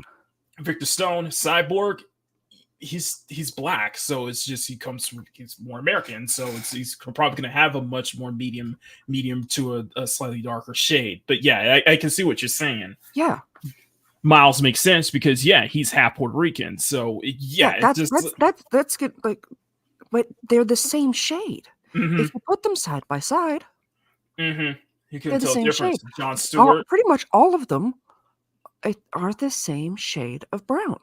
yeah, I totally agree. With you. I will agree with you on that. But by the way, guys, two things. If you guys are big fans of Black Myth Wukong, there's a PS5 physical edition coming, and Spider-Man 2 will be coming to PC. However, it's what we heard that there will not be DLC for it, so that'll be interesting to see how that turns out. And that should be it. I think we've covered everything. The whole Dragon Age controversy, I'm covering that in a video tomorrow. That will be in a video that will be coming out tomorrow. I actually did recordings for 2 videos this week, so another one will be coming out later on that week, and then I have a speed paint video this week as well. Before do you have anything? Do you want to share, Mom Bear? I know this is an awkward thing to kind of set up the outro for. On the fact I am part of the reason why I'm kicking my butt is because I am eager to get back into drawing. Mm-hmm. So I need to fix my they need to fix this whole setup. Oh my god. But assuming Brucifer is coming back, because he went down to Philly instead of New York Comic Con as a resident New Yorker this weekend. Sorry about that. Sean's comment. Hey man, the mods are gonna be brilliant though. Yeah. The mods are gonna be brilliant. And watch most of those mods get banned by Nexus mods. I can't wait. Anyway, go ahead. Spidey 2 to PC, can't wait not to buy it. At least you might have some new content. Yeah. Assume Monday or Tuesday, I will be joining the Kingdom of Nerds. Hopefully. Beyond that, I am hoping to get a video dropped soon. Yes. Get a video recorded soon. Oh my god. We go. Yeah, you can tell she is completely out of it. And if it makes you feel any better, I've been sneezing a lot all this weekend. Anyway, so I probably have a cold too. I think that's just a sign of the weather. Process though. I think it's just. I think it's a sign of the weather starting to cool down. That too. But I know in my case, it is a large portion of the cleaning process. Doing a lot of sweeping and shit, so I'm kicking up dust. Okay, so tomorrow, Makini in the morning. We're going to be continuing Nicole, but I will also have a video out tomorrow, and that is covering Dragon Age: The Veilguard and the comments from one of the original one of the original BioWare writers. I will try to get that video out tomorrow. It'll be tomorrow afternoon. I have another video out talking about toxic positivity. That'll be later on in the week. Then I have a speed painting video on for those who really liked Skyla's Ultimate Freyna cosplay. There will be a speed painting video out in the middle of the week, so stay tuned for that. Now, before we get out of here, I got one more announcement. Oh, got two announcements. Place your orders, guys. Place your orders because I got new stickers at the shop, guys. Anybody who places their order today, I will be sending them out tomorrow. Any orders placed today will be going out tomorrow. Saya's Jane Doe cosplay and Brianna's Jessica Rabbit cosplay are now available in sticker form. Try to get them. There's only 10 available. I will have Skyla's Ultimate Freyna sticker will be out later this week. And then the sooner I can get Kiki's done, the better. Because I would love to have all 4 stickers ready just in time for Halloween. Next Sunday is going to be a little bit of a, I guess you could say, a Halloween special. I guess we can do like a little Halloween special next Sunday. I do not think I'll be able to do a Dia de Muertos drawing in time this year. I'll see what I can do, but I do have an idea for a group drawing that I want to do next week as well, just in time for Halloween. So stay tuned for that. Of course, guys, smack that like button, make it jiggle. Smack the subscribe button, make it jiggle. Massive thank you to everyone in the CSF Nation. I will be adding the new members. Thank you, Squeaka. But thank you guys so much for joining the channel. If you guys want to see your name on the screen, you can get access to exclusive art drops. Join the CSF Nation for low as $1 a month. You will be getting the art. You will be getting the huge art batch. You're going to see this later, Mama Bear. You want you to take a good look because you're going to see how big this art batch is. By the way, I still have 2 more Halloween costumes to do. One for Arwen and one for Desiree. So I'm still. I am eager to see what Desiree is going to be.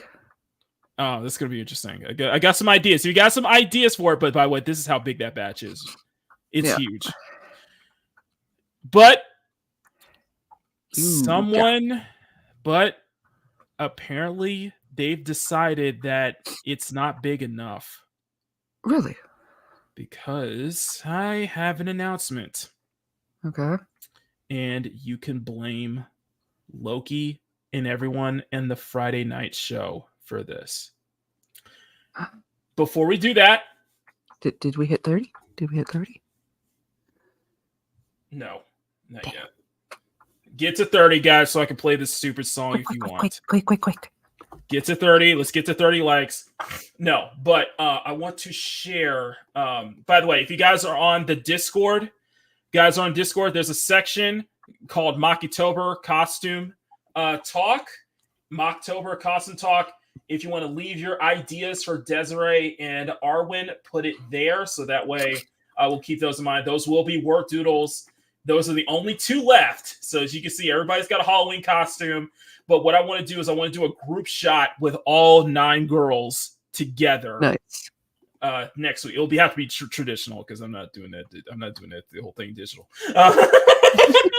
Just in time to make it by Thursday. But I will be doing a group shot for all 9 girls together once we have that. So but if you guys have suggestions for Desiree and Arwen's Arwen's Halloween costumes, put them in the Discord, guys. Leave links down below, right down there. Really appreciate that. But no, I got one last full list of Nikke characters, including that one whose outfit I actually want to purchase. Oh my god, Desiree is Pepper. That could be brilliant. That could be really cute. Pepper?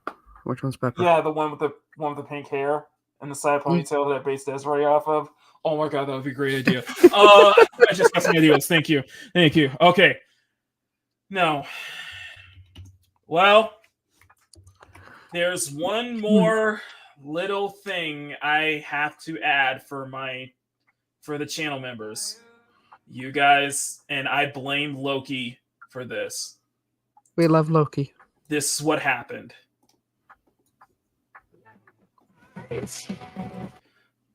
There's things like seals and killer whales that like to do that very thing. This thing happened on the Friday very show. good at that. Oh my god. Stark, yeah, he's incredible. I nominate we write a song about orcas eating things. So what happened was I told Loki, you better not. I will come on the show on one condition: you better not play the song to introduce me. He did not do that. He followed his promise, but then he did something worse. Yeah. It's because Punk Waddle is wholesome. Oh, all y'all getting hit with a frying pan. Some of y'all gonna get a bunch of hot grits thrown in your face. Okay, I make it a good time. I don't know how to do Can that. we cook the bacon first? Because otherwise it's a waste of a frying pan. It fries the bacon on the pan. All I did was went to Suno and said, "Give me an '80s power metal ballad called Let the Panties Drop." 70s. Here we go. There we go. All right. Either way. Yeah, I got a power metal ballad. Yes, I got a power metal ballad. Of course, the quality is the exact same chorus too. That's actually more straight than I thought it would be. I thought it was going to be really weird. Okay, hold on. Let me. Loki decide. Yeah, Loki decide. Baby, that's right, Chief. No. All right. We got a DJ here. He'll fix the audio. No, he's not a real DJ, but he is a G. Volume was full up. Definitely is a G. He's a DJ. I'm the rapper.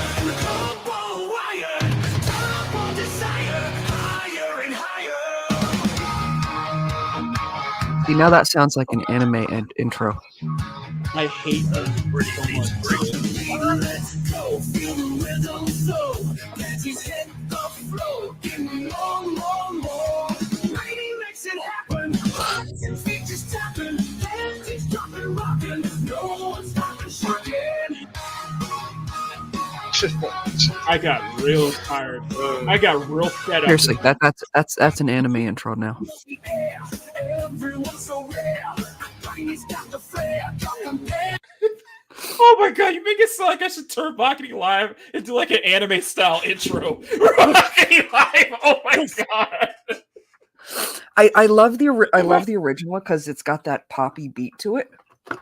But that is totally like a Dragon Ball Z type anime intro. Well, shut up, Power. I don't even know how to say it, but I know which one you're. I stop it. Oh, look at Linkin Park. Yeah. No, that's not what I'm trying to share. That's not what I want to share because it's better. What I have to share is basically my announcement for this upcoming art batch. Just listen.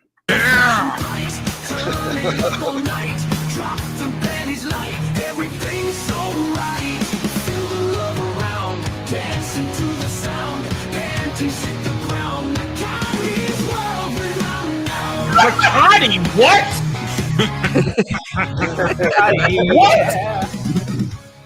What? That's right, Makati. Tell you. I didn't have a chance to prove it before I played it. Makati, yeah. Well, there you go. I like it. That's an anime intro waiting to happen. No, that's not. Wrote a song about it. Like here we go. Yeah. Yeah. Would it make you feel better if we like made it more Friday Night SmackDown Son of Power. No, but to all my channel members, if you're listening, this is what happened. G-rated, Dirty. Yeah, Dirty. like, Make it dirty. Cartoon vibe. Make it you mean make it sexy? I mean nerdy. I mean dirty. And no, like just for lack of a better hate term, you all Disneyfy it. for this. Well, you want to drop some panties? That would just make it gay, Shellback. Are you sure that's what you want to do? Gun buddy, good night, gun buddy. Yeah. Have a good evening. No, they couldn't. No, they didn't stop. We can drop some panties now. Because there's more. Thank you. Thank you. I didn't know I wanted it, but now I do. It turned into a folklore song. Yeah. It turned into a freaking folk song. Higher and higher, should be lower and lower. Feel the rhythm flow. Wow. Panties hit the floor. Makini makes it happen. Hearts and feet just happen. I got a fucking full cover of this. I like it. Like a modern, Panties dropping, rocking. No, I mean, now this is just a great intro song. Laughter fills the air. Everyone's so rare. It's a freaking Disney song. He's got the flair. Do you want to be a friend with me? Don't get too sober with this and have a show later. Lights are flashing bright. Oh my god! Next, it's gonna be a. I've got a Makini in me.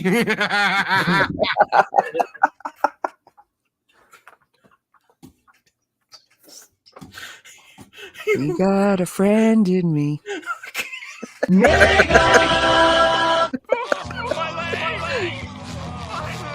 You what?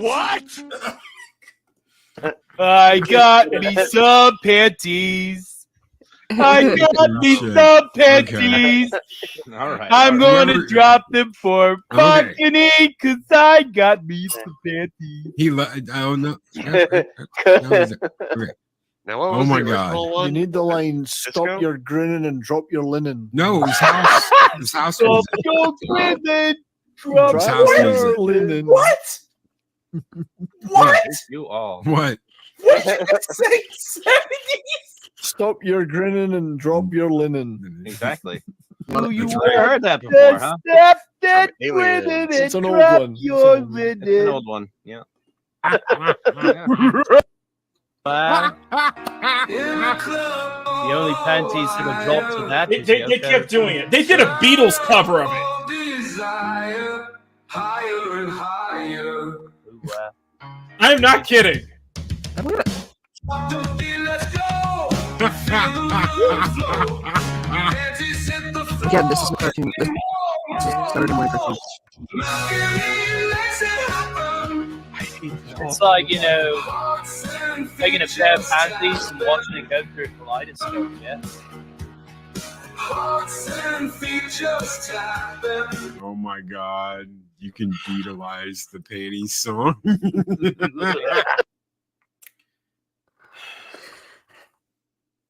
But that's not what happened. No, for the record, This happened. I'm not spurring on any of this, but I'm enjoying it. This happened. But We love you, Makini. Makini's over there. He's clenching his fist. He is gritting teeth now. He is getting pissed, and I can see that he's staring at me. Probably gonna whoop my ass by the end of the night. Stream by the end of the stream. Stream, yeah, by the end of the stream. There you go. Yeah. This is Hey, what I'm happened. glad I got to get up early in the morning. Yeah. Dave Bob, thank you, brother. Thank you for being here, bro. Tony Stark 3 AIs, decent effort, but still goose eggs. This is what happened. Don't forget that I Am the Walrus. John Lennon did sing, you better let your knickers down. Right? That is true. That We is are true. the Eggmen. That's right.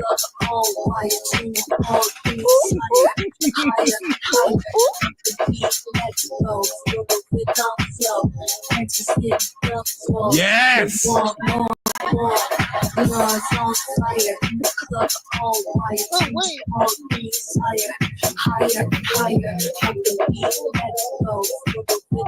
So any other music besides house?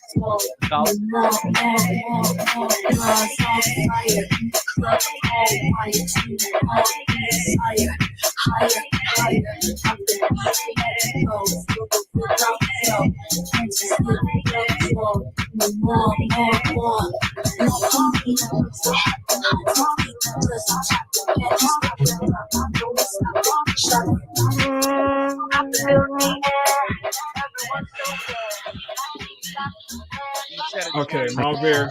I like it. This is what happened. I got so fed up with them.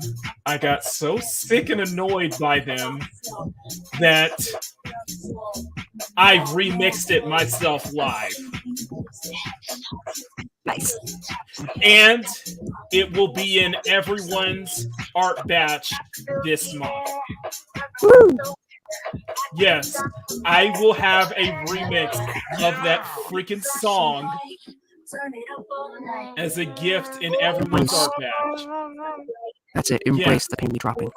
Yeah, I have to embrace it. Yes, I got so fed up that I ended up making my own remix live. I just did this off the cuff. I resemble that remark, damn Liam Chanter. It actually was not a bodega, actually, this time.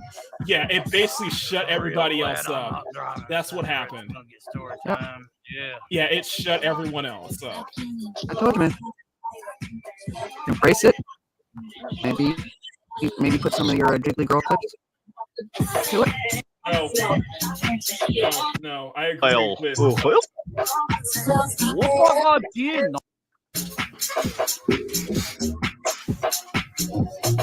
So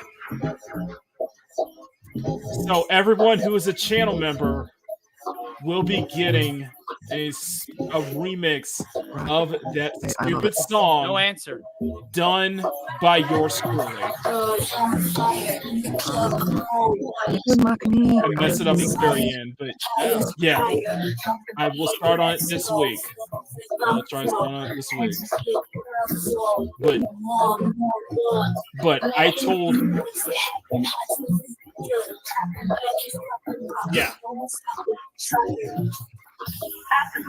I'll make a Makini out of you. I love it. Love it, right?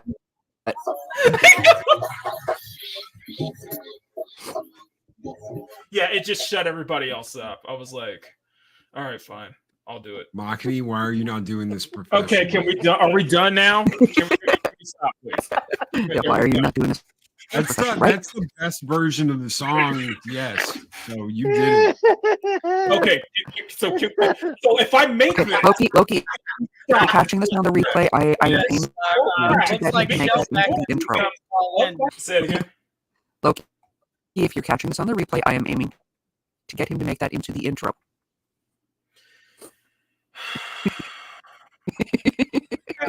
Can we stop? Oh wait, hold on. I'm gonna show you something. Yes. When I said a remix competition, I didn't expect you to blow us all out of the water, Mac. Yeah. Okay, come here. I mean, I expect that. Ladies and gentlemen, Celebrating Makini draws. So I have. So Loki promised to take that off Makini draws and replace it with my remixed version. Okay. Deleted. Heading into the time tunnel here. So I have to make it. Loki took that off of his StreamYard live. So I have to make it.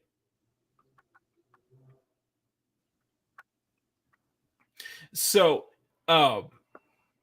yes. The next art batch, term 3, will have a remix done by me. I will remix that, and Loki will be using that from now on. On top of that, I've talked with Snowdub about it.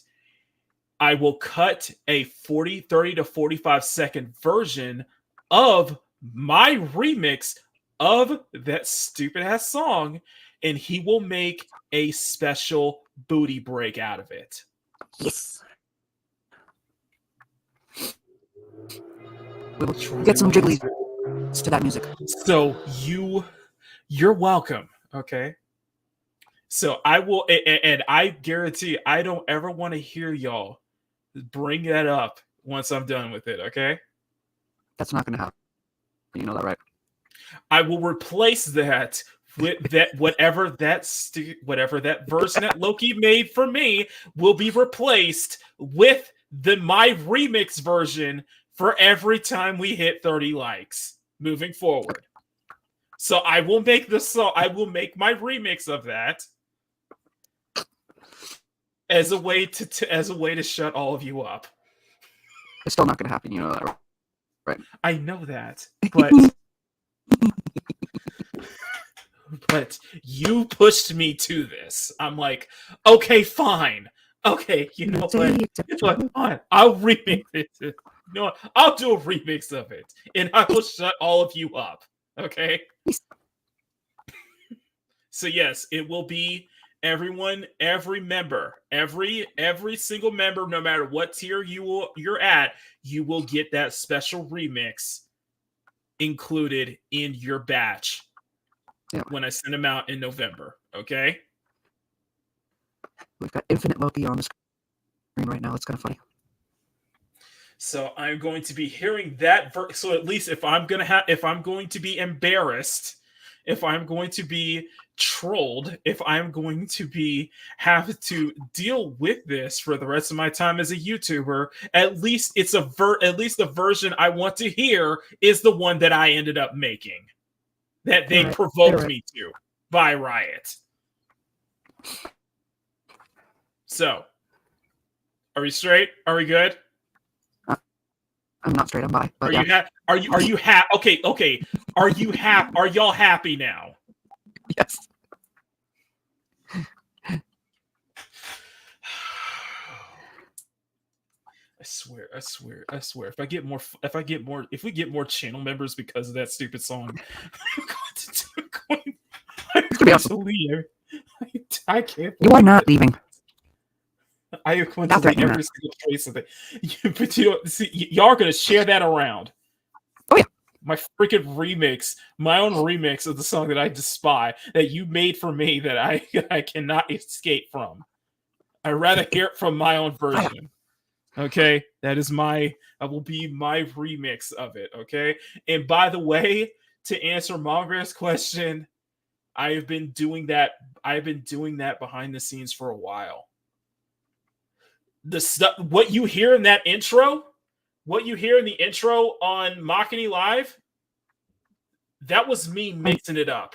That was me mixing. I know that's you mixing. What you guys hear in those speed paint videos, I mixed all that. No, I'm not. I do an I know that you mixed it up. That's why I'm saying it would make a good intro. Makini Live, let the band. It has to be a sound that sounds.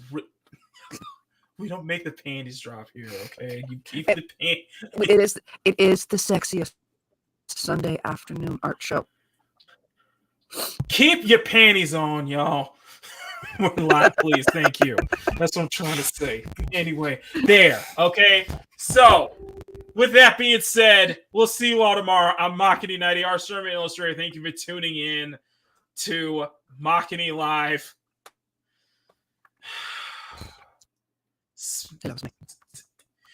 Stay cute, stay sexy, have fun, take care, much love, never under any circumstance apologize for wanting attractive women in your media, especially in your video games. Loki, if you're listening, I hate you so much. And above all, never stop drawing. I will see you all tomorrow morning because we have a week of content here on the Makini Draws channel that I am sure you guys will enjoy because we are making a push towards 3,000 subscribers before the end of this year. And I don't want it to be that song that propels me to get to that milestone. Let's not. Anyway, bye, y'all.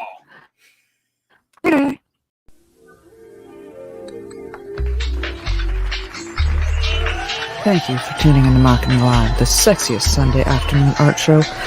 And remember to smack that like button and make it jiggle. And do the same for that share button as well. Let's see if we can get some more eyes on this show next Sunday, alright? Don't forget, if you want to support Makini further, join the CSF Nation for as low as $1 a month. And make sure to smack the subscribe button and make it jiggle as well. Alright, y'all. We'll see y'all next time here on Makini Live.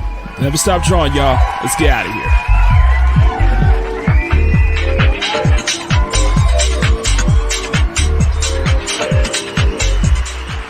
Okay, Makini Live is filmed before a live studio audience at Makini Studios in Arcadia Village's North Tower, right here in Pacific City.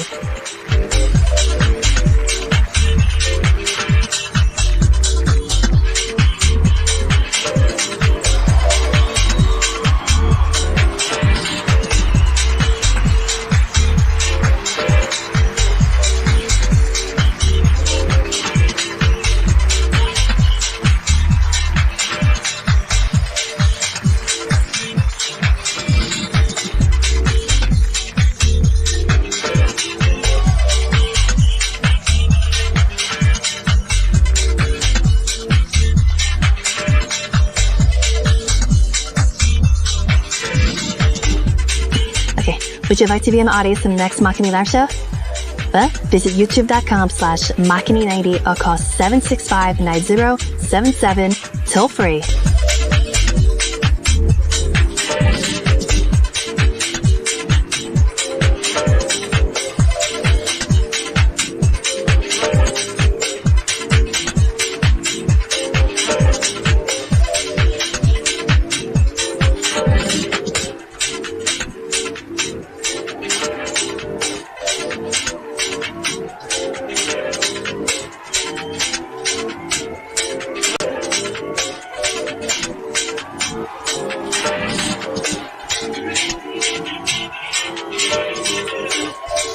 Makini Live is produced by Silver Nerd Productions.